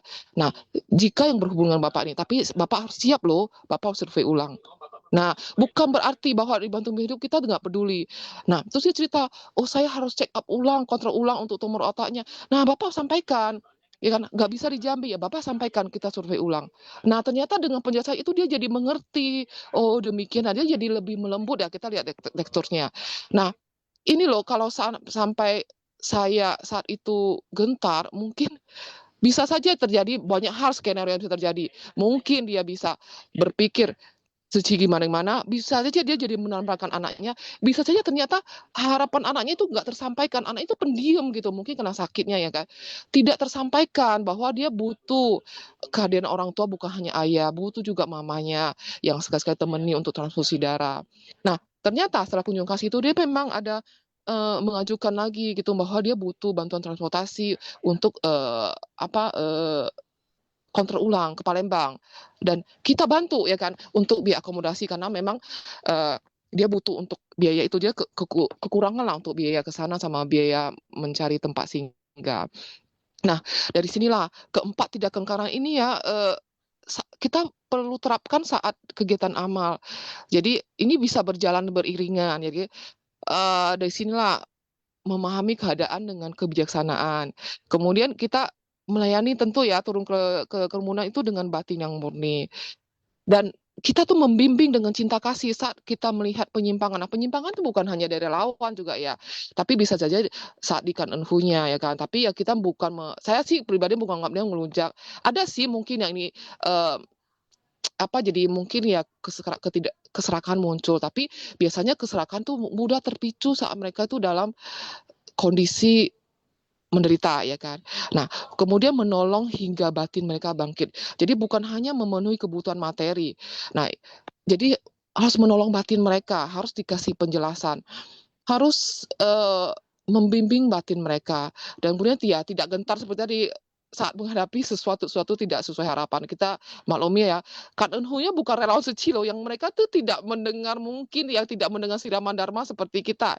Jadi ya bisa jadi ya mereka tuh ya maksudnya itu dahsyat lah kalau mereka misalnya ditolak atau gimana, itu pasti menerima itu tentu tidak ada dengan hati yang lapang. Tentu bahasa humanis mereka ya tidak seperti kita ya yang udah belajar. Kita aja yang belajar tuh belum tentu 100%, apalagi Kanenhu yang atau calon Kanenhu yang tidak menerima Dharma Master ya kan. Jadi dari sinilah saya ya kan ya kan, dengan adanya amal, misi amal itu sarana melatih 3 karma, tubuh, ucapan, pikiran. Jadi tubuh kita untuk melayani, ucapan kita itu untuk membimbing dan menghibur mereka juga ya kan. Kemudian pikiran kita dipenuhi welas asih dan kebijaksanaan. Jika kita terus dilatih, maka itu sebab dan kondisi karma baik itu di kita loh sebenarnya, itu kita terus bertumbuh ya kan, bagi kita dan bagi orang, tapi terutama bagi kita. Dari sinilah saya belajar bahwa saat turun itulah melatih kesabaran kita, melatih bahwa di penderitaan itu ada memunculkan noda batin, tapi ada juga penderitaan ini. Dari situlah saya jadi belajar memahami, oh ternyata demikian ya. Belajar juga untuk kerendahan hati saya melatih. Kalau saya dulu nggak kenal suci, saya nggak mau loh digituin gitu loh. Saya nggak mau loh dicuekin, dicuekin. Iya, sampai teman saya bilang, udah pulang aja, udah kamu kok mau gitu. Nggak, saya merasa saya nggak ada kasih jeda waktu. Saya bilang, ini saya lihat jam. Oh berapa menit saya tunggu sini, berapa aja. Kecuali kalau saya dicuekin, saya mungkin berjam-jam. Oh waktu saya sia-sia, waktu saya berharga ya Kak. Saya juga menghargai diri saya, itu saya mungkin akan pulang gitu. Tapi saya melihat jeda waktunya, itu nggak sampai setengah jam kok, paling cuma 10 menit. Karena saya mungkin refleks ya. Saya tidak mau dia cuekin saya nggak mau cuekin orang neneknya. Saya harus ramah ke neneknya. Dia perhatikan rupanya, dari sudut mata saya perhatikan. Saya juga tidak ujuk-ujuk langsung gedor-gedor, langsung jodong masuk. Dia nggak tutup pintu. Saya dia ujuk-ujuk langsung masuk rumah orang. Nggak dikasih izin, nggak mungkin kita ujuk-ujuk masuk. Pak, saya nggak nampak bapak di situ, saya masuk aja ya. Nggak boleh juga ya kan. Tentu saya menyentuh juga kan hati dia dengan melalui ya kebetulan neneknya. Gitu. Demikian sharing dari saya ya, Kan En, Sisyong Sicemen. Kalau ada salah saya mohon maaf. Ini saya cerita sharing yang saya pernah alami. Kan En. Kan Jenny Sece. Nah, kan ya. Jadi luar biasa ya perjalanan itu ya. Perjalanan yang luar biasa yang satu perjalanan aja bisa kita ceritakan ya itu lagi-lagi ini deskripsi sebuah sutra ya mendeskripsikan kondisi situasi ya antara apa namanya begitu kerisauan yang muncul ini itu wah itu banyak sekali serba-serbi yang ditemui oleh Jenny Sece dan itu meningkatkan kebijaksanaan daripada Jenny Sece dan teman-teman ya karena melakukan. Ya, jadi kalau tidak melakukan kebiasaan nggak muncul. Jadi kisah-kisah yang dimunculkan di sini adalah cerita yang sudah terjadi, yang benar terjadi. Jadi kalau kita cuma berandai-andai, andai-andai, terlalu banyak andai-andai itu malah apa namanya membuat kita jadi tidak apa ya tidak tahu apa harus gimana karena masih andai-andai gitu kan, andai-andai ya. Jadi makanya kita harus betul-betul suoni suoco lakukan katakan apa yang kamu lakukan. Nah itu suoni suoco ya. Jadi talk what you do. Ya, do what you talk ya, lakukan apa yang kamu katakan. Ya, begitu ya. Jadi itu yang diiniin sama master ya bahwa katakan apa yang sudah dilakukan. Lakukan apa yang kita katakan. Dan kita mengatakan setiap hari ini itu dan kita akan melakukannya kembali. Jadi ya sebelum kita masuk ke kuis, saya mau ada satu ini tadi Jangka Wijaya Sesiung ada mengatakan Kang Enfu yang dibantu sama Ceci karma baiknya habis. Kok karma baiknya habis gitu ya? Dari mana kita tahu nih? Saya sih nggak tahu nih karma baik dia ada berapa banyak emangnya kok kita kasih bantu-bantu habis. Katanya setiap menerima bantuan jadi berkurang katanya karma baiknya. Itu logikanya sangat ini sekali ya. Apa namanya sangat di ini sekali ya masih di permukaan lah belum bisa itu. Jadi kita nggak tahu karma baik seseorang itu ada berapa banyak, karma buruknya ada berapa banyak ya. Jadi kapan habisnya, kapan nggak habisnya kita nggak tahu ya. Jadi jangan melihat kalau dia kondisi sekarang begini berarti karma baik sudah habis, ya nggak bisa juga ya. Masih ada karma baik yang mungkin belum berbuah aja gitu ya. Jadi nggak ada karma baik yang habis katanya gitu ya, atau karma buruk yang habis. Saya nggak tahu ya, saya nggak bisa itu. Jadi saya pikir kita juga tidak tidak boleh berpikiran, oh kalau kan Anfu kita kasih apa bantuan terus karma baiknya akan habis gitu ya. Nggak, nggak begitu ya. Seperti itu. Oke, kita sekarang masuk sesi kuis ya. Cara menjawab kuis seperti biasa diketik di chat room everyone ya. Nomor soalnya 1D, 2A. Ya, Kanon, silakan. Perumpamaan berjalan pada siang hari menggambarkan bahwa A. Kehidupan akan selalu bebas dari kesulitan. B. Semua rintangan akan hilang dengan sendirinya seiring berjalannya waktu. C. Tekad saja sudah cukup untuk mengatasi semua rintangan tanpa perlu kebijaksanaan. D. Kejernihan batin membantu kita mengenali keadaan dengan benar sehingga dapat menempuh jalan praktek tanpa rasa takut. E. Keberhasilan hanya ditentukan oleh keberuntungan. Silahkan dijawab. Saya itu mundur. 5, 4, 3, 2, 1. Close. Jawabannya adalah D ya. Kejadian batin membantu kita mengenali keadaan dengan benar. Oke, kita lanjut yang kedua. Welas asih dan 10 kekuatan membantu seseorang untuk A. Menghindari setiap tantangan. B. Menjalankan pembinaan diri dengan penuh keyakinan. C. Menguasai semua kemampuan. D. Memastikan setiap usaha berhasil. E. Mengetahui seluruh peristiwa yang akan datang. Silakan dijawab. Saya hitung mundur. 5, 4, 3, 2, 1. Close. Jawabannya ya 2P ya banyak semuanya benar. Oke, kita lanjut. Yang ketiga, sikap yang sebaiknya dimiliki saat bersumbangsi adalah A. Bersungguh-sungguh membantu agar hasil yang dicapai semakin baik. B. Bersumbangsi dengan harapan dapat membawa manfaat bagi banyak orang. C. Mengembangkan kemampuan diri agar dapat memberi lebih banyak. D. Membantu dengan penuh tanggung jawab dan dedikasi. E. Bersumbangsi tanpa pamrih, disertai rasa syukur dan tanpa kemelekatan. Silakan dijawab. Saya hitung mundur. 5, 4, 3, 2, 1, close. Dan jawabannya adalah E, ya, bersumbangsi tanpa pamrih, disertai rasa syukur, dan tanpa kemelekatan. Kita lanjut. Yang keempat, makna melepaskan dalam pembinaan diri adalah A. Mengurangi keinginan agar hidup terasa lebih nyaman. B. Berusaha menghindari segala bentuk keterikatan dalam kehidupan.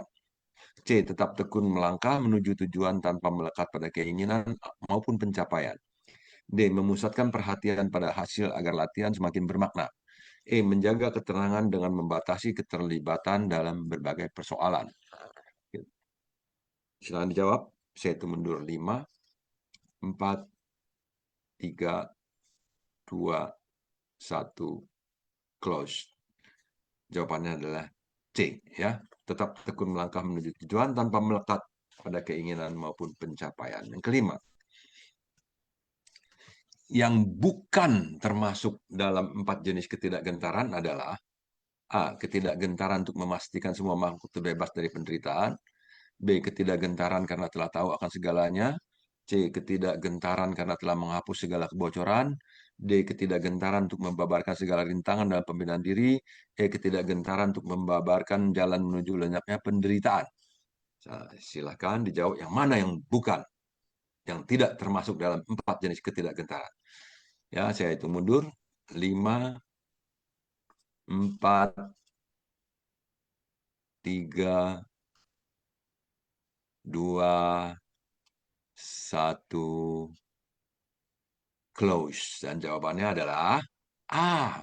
Ya, nggak ada ketidakgentaran yang memastikan semua makhluk terbebas dari penderitaan. Ya, tadi ada 1 apa 2 orang yang menjawab A tadi ya.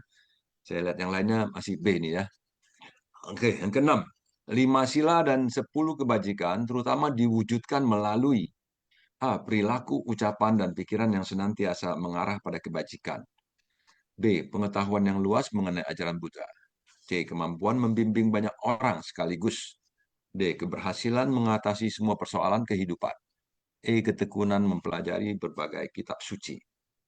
Silakan dijawab. Saya hitung mundur. 5, 4, 3, 2, 1, close.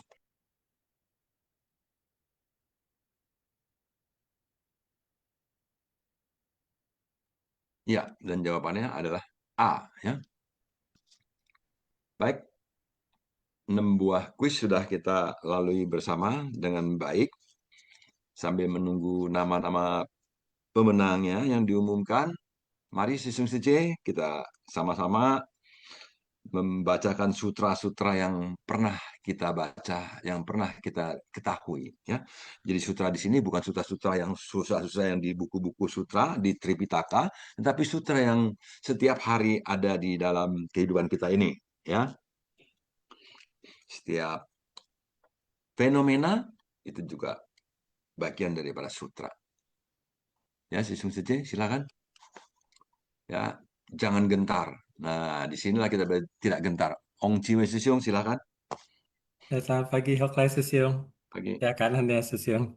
Ya, kanan kepada Master yang selalu membimbing kita setiap hari ya, kanan Susiung Sice. Kanan ya, kepada sharing dari teman-teman ya. Ya, ini sangat bersuka cita ya, mendengarkan sharing dari teman-teman ya. Ya, Susiung Sice pada ya, seperti kita ketahui ya, memang suka dikatakan demikian. Kalau tidak gentar kan berarti berani ya, Susiung seperti tadi ya. Kalau dengar Hoklai Susiung sharing itu kan kita jadi semangat begitu ya. Jadi ada semangat di situ ya. Jadi kalau tidak gentar itu kan berani. Namun jika ada orang mengatakan demikian bahwa orang yang berani itu bukan orang yang tidak punya rasa takut. Tapi orang yang berani itu adalah orang yang berhasil mengatasi rasa takutnya ya. Seperti tadi dari seri Yeni Sice ya. Jadi berhasil mengatasi rasa takutnya di sini. Kadang-kala dalam kita berdana atau bersumbangsi dari 6 parami yang pertama itu, kita saya ya khususnya ya pernah mengalami bahwa saya berdana ini dengan tujuan supaya hidup saya ini aman gitu ya, penuh dengan berkah ya, sehingga tidak tidak terkondisi ada penderitaan-penderitaan, maka saya berdana begitu demikian dulu awalnya ya. Jadi semuanya aman lah istilahnya dengan saya berdana begitu. Namun dalam perjalanannya akhirnya saya menyadari di situ masih ada keserakahan ya, keinginan-keinginan untuk merasa tidak cukup ya, seperti tadi Johnny Susilo sampaikan ya, hidup ini kalau dibilang cukup sampai kapan cukupnya ya. Jadi selalu ada keinginan sampai satu saat mengenal suci ini, ya di situ kita mengerti bahwa kita berdana itu atau bersumbangsi itu tujuannya adalah sebetulnya ya seperti yang sering disampaikan ya oleh Master ya, bahwa kita berusaha untuk menumbuhkan cinta kasih dan belas kasih kita. Karena dengan dua kondisi ini yang ada di dalam batin kita, itu akan menuntun kita bagaikan pelita dalam menjalankan 6 parami selanjutnya, begitu ya. Jadi pada saat berdana ya mau tidak mau ya istilahnya kalau sekarang ya berusaha lah setiap kali berdana ya semoga cinta kasih dan belas kasih dalam batin bisa bertumbuh begitu ya. Sehingga tapi ini memang dalam proses yang cukup lama akhirnya baru sadar ya, karena awalnya ya berdana tidak demikian. Nah, oleh sebab itulah hari ini tadi tentang melepaskan ya, melepaskan tadi Gunawati sih juga ada sharing ya bagaimana seorang praktisi memberikan bunga dalam bersikap anjali, dan Sang Buddha juga mengingatkan untuk melepaskan. Jadi mencari dharma itu sebetulnya dharma ada di dalam hati kita, dalam batin kita. Setelah kita mendengarkan ya kita bukan mencarinya lagi, namun kita berusaha ya untuk mempraktekannya dalam kehidupan sehari-hari. Oleh sebab itu tadi juga telah disampaikan ya 5 akar dan 5 kekuatan. Di sini juga pernah kita mendengar yang Master menyampaikan tentang 3 akar kebajikan. Jadi di dalam kehidupan ini memang kita perlu memperkuat 3 akar kebajikan, yaitu 3 akar kebajikan dari pikiran kita, dari ucapan kita, dari perbuatan kita. Nah, hari ini tentunya saya ya akhirnya menyadari juga bahwa berdana itu bukan karena kita takut akan hidup menderita ya, tapi kita berdana karena ingin menumbuhkan cinta kasih dan belas kasih sehingga kita bisa melihat setiap kondisi itu bisa bertumbuh kebijaksanaan kita ya. Ya Kanan ya, oke Sesiong, Kanan ya, Sesiong Sice, mohon maaf kalau ada silap kata ya Kanan.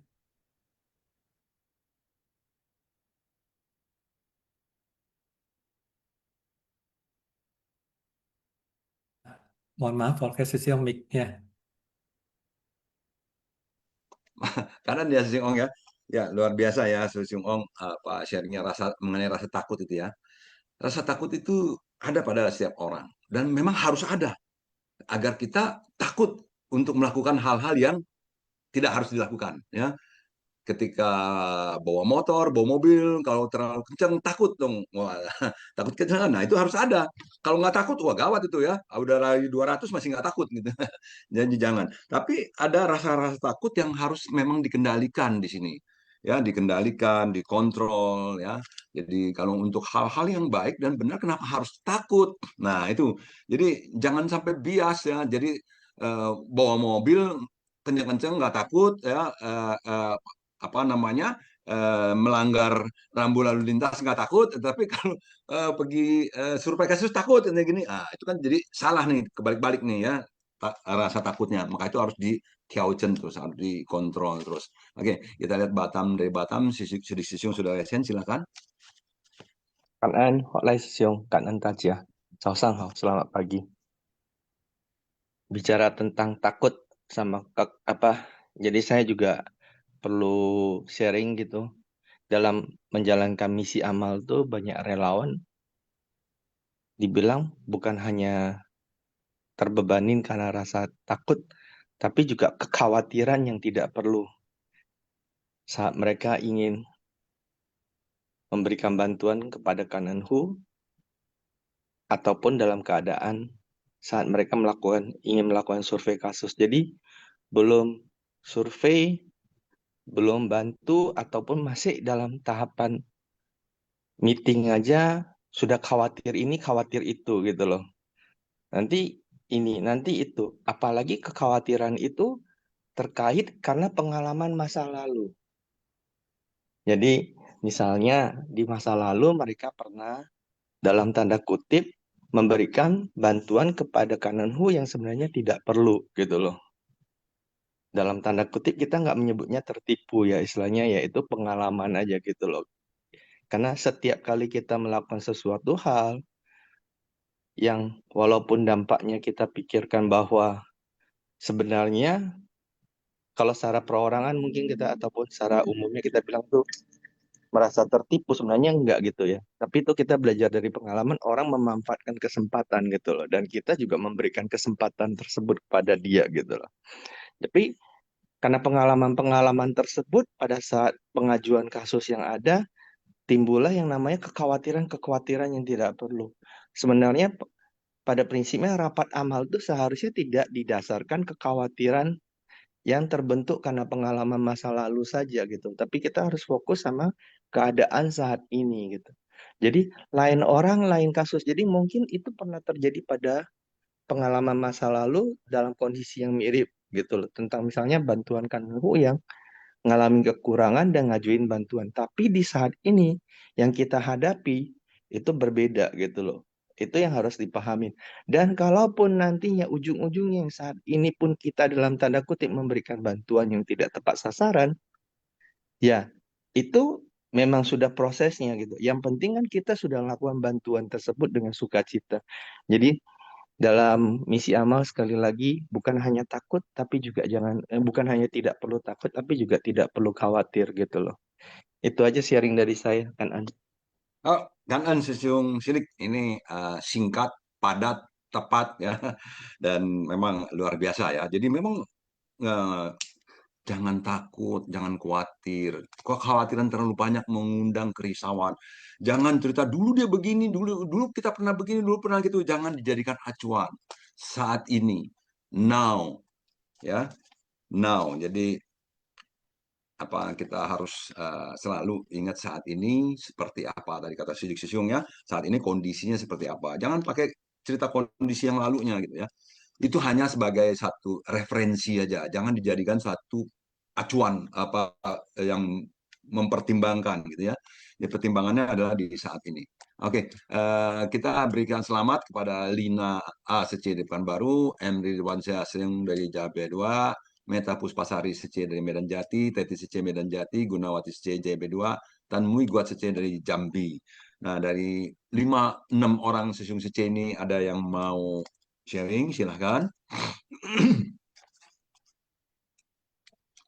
Ya, tamu kuat izin tidak sharing katanya ya. Nggak apa-apa, lagi nggak ini. Yang lain gimana? Ayo. Pagi, Hok Lai Sesiung. Teti Sece, silakan ya. Mungkin saya sharing nggak banyak, ya kan taja semua ya. Kebetulan tadi mengenai masalah takut ya. Saya pikir semua orang itu kalau belum pernah itu pasti takut.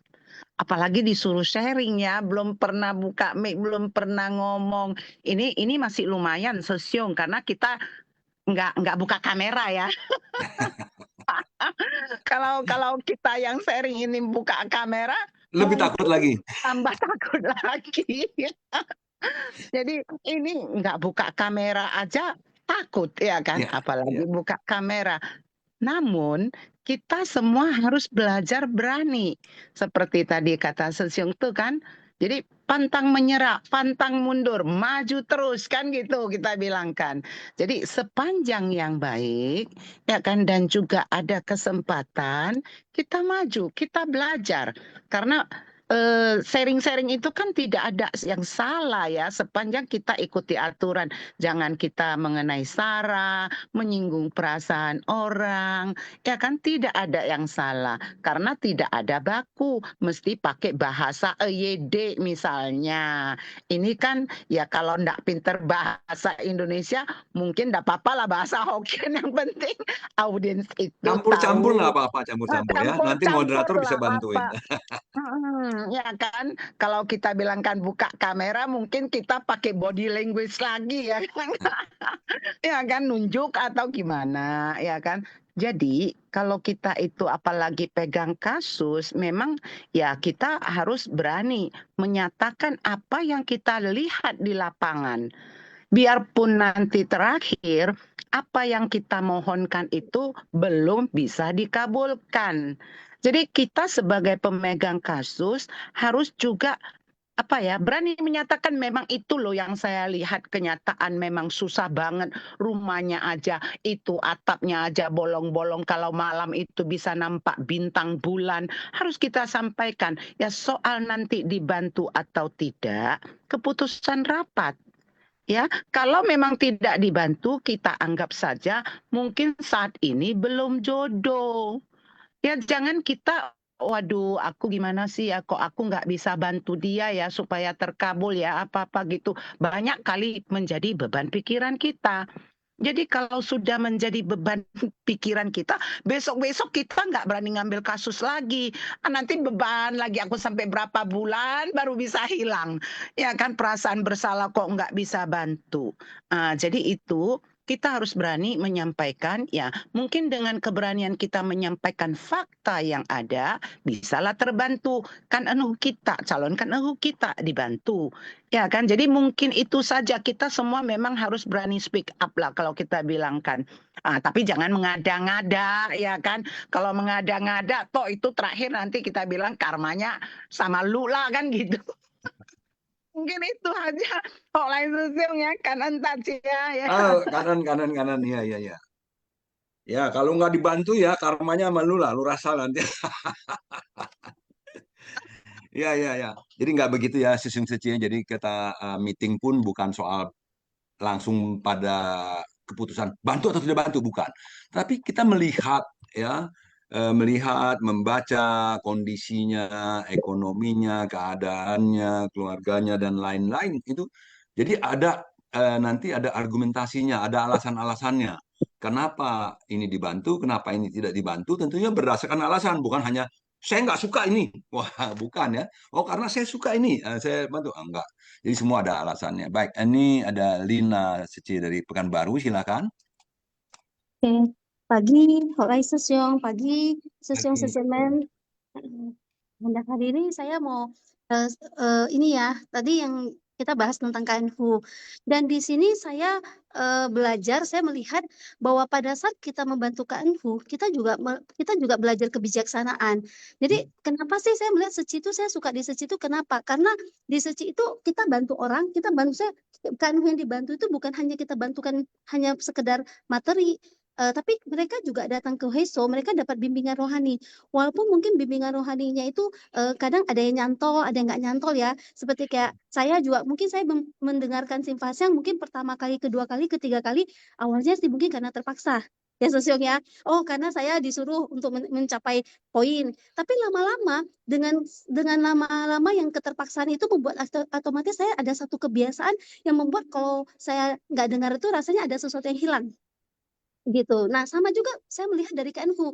KNHU itu juga mereka mungkin datang 1 bulan sekali ke HESO. Mereka itu cuma sekedar misalnya duduk ya, karena intinya mereka mau ngambil bantuan, mau tak mau mereka datangnya ke HESO gitu loh. Tapi di situ kita nggak tahu nih jodohnya gimana, karena saya percaya sih setiap manusia itu ya jodoh karma ya.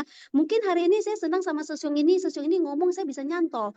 Mungkin saya sama Sesiong sana saya nggak jodoh. Begitu dia ngomong saya rasanya ini blank. Saya rasanya dia ngomong apapun saya nggak akan nyantol gitu loh. Jadi menurut saya itu jalinan karma itu, maksudnya jalinan jodoh itu setiap orang berbeda-beda dan kita nggak tahu kapan saat itu muncul. Nah, di satu sisi juga maksudnya saya melihat ya banyak juga kayak KNHU kayak kemarin ya punyanya Tania Seci itu KNHU-nya tuh sampai pas kita survei dia bilang, Bu, saya tidak mau lagi maksudnya saya tidak mau mengajukan berhenti dari bantuannya Seci karena anak saya sudah tamat kuliah, jadi dia lagi cari kerja.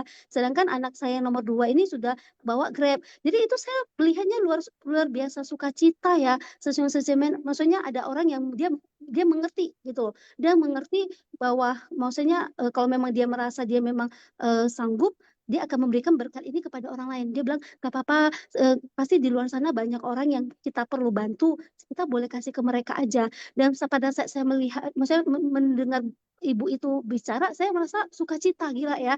Maksudnya apa yang kita bawa, maksudnya ibu ini datang ke HESO dan ternyata dia bisa mendapatkan sesuatu dari master gitu. Dia mengatakan ya, maksudnya dari ceramah master dia melihat bahwa dia punya hidup itu masih mampu dan dia akan memberikan bantuan itu kepada orang lain. menurut saya itu tidak semua orang yang mungkin bisa dapat kebijaksanaan seperti itu. Tapi kita nggak tahu kan dengan adanya jalan, dengan adanya jodoh yang cocok itu semua akan terjadi.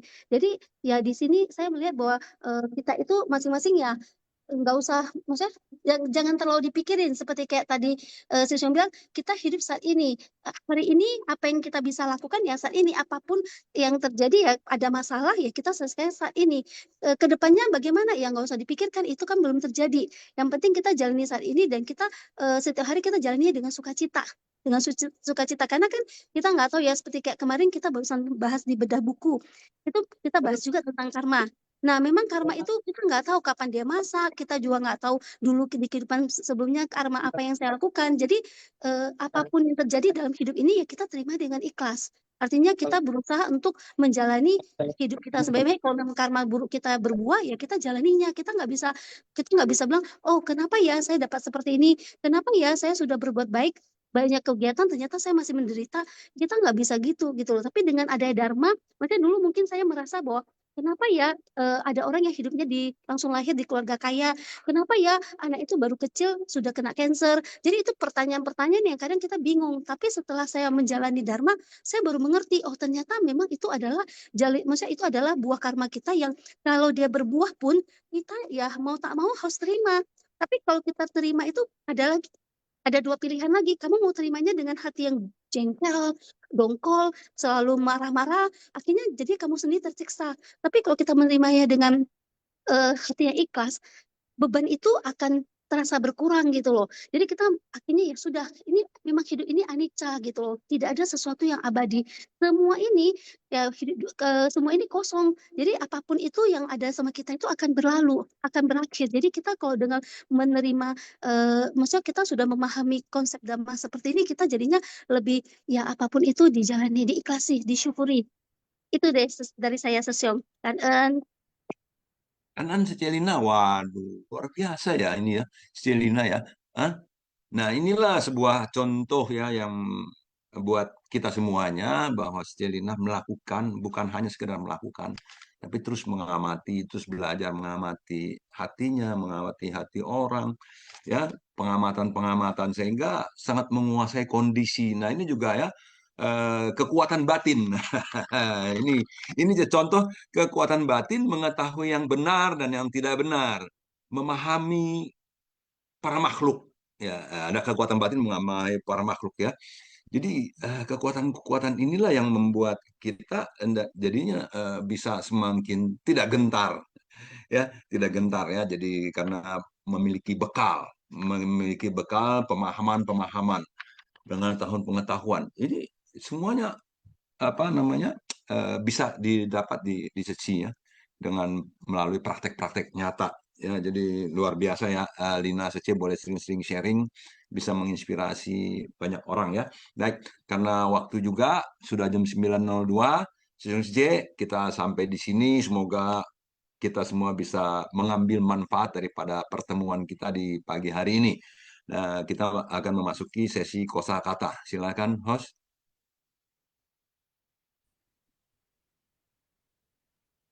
感恩是共上人开始，感恩是故事播。金丝妙莲花，熏法香与会。Kosakata Syun Fasyang, Bab 1 Pendahuluan, episode 156, melatih 3 karma untuk mewujudkan sebab dan kondisi dari karma baik. Xin Jing Yi Ming, batin murni dan pikiran terang. Wu Wei Lian Min, belas kasihan tanpa kenal gentar. Cipei Yuan Li, kekuatan ikrar penuh kewelas asihan. 感恩师姑师婆，早上好。好，kanan ya, pusat baik Sisi. Kanan kepada semua Sisi yang sudah sharing ya, kepada semua Sisi yang sudah hadir ya, dan yang pasti terhadap tim Sin Pasyang, para host dan co-host semuanya ya, kanan semuanya. Mari kita sama-sama berdiri, tangan beranjali. Kita akan memberi hormat kepada para Buddha, Bodhisattva, dan Master sebanyak 3 kali. Hormat pertama, hormat kedua, hormat ketiga. Amitofo. Silakan duduk kembali. Sampai jumpa besok di jam yang sama. Ya. Cảm ơn sư Siêng học lại. Cảm ơn sư Siêng học lại. Ya, Michael Sesiung ini, aduh, saya lupa panggil tadi nih ya. Michael Sesiung mesti sharing. Saya dari tadi nunggu dipanggil. Kalau orang Kemarin nggak itu ada, saya nggak panggil dipanggil. katanya Michael Sesiung lagi di rumah sakit, katanya jadi relawan. Iya, hari ini Luar nungguin biasa. dipanggil nggak dipanggil ya udah. Iya. Kan ya Siung. Awas ya. Oke, kalian semua, bye. Bye.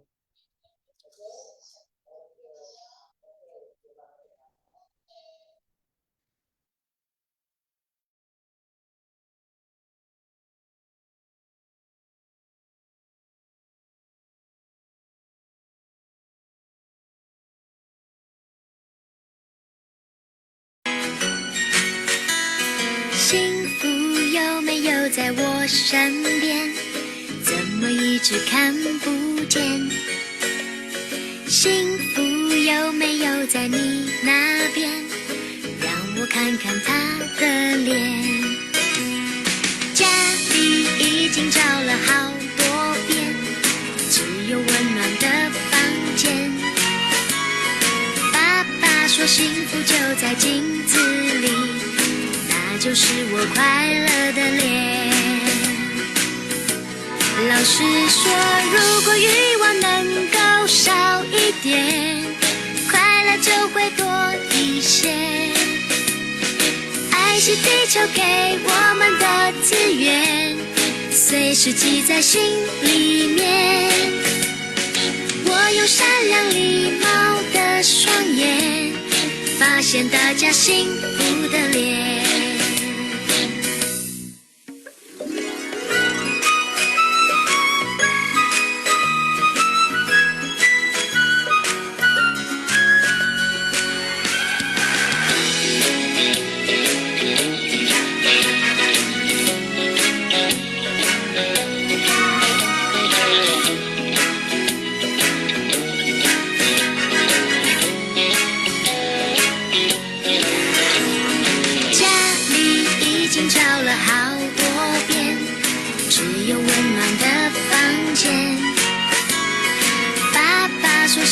就在镜子里，那就是我快乐的脸。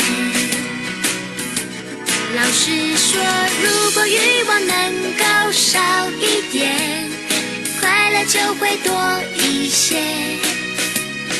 爱是地球给我们的资源，随时记在心里面。我用善良礼貌的双眼，发现大家幸福的脸。如果欲望能够少一点，快乐就会多一些。爱是地球给我们的资源，随时记在心里面。我用善良礼貌的双眼，发现大家幸福的脸。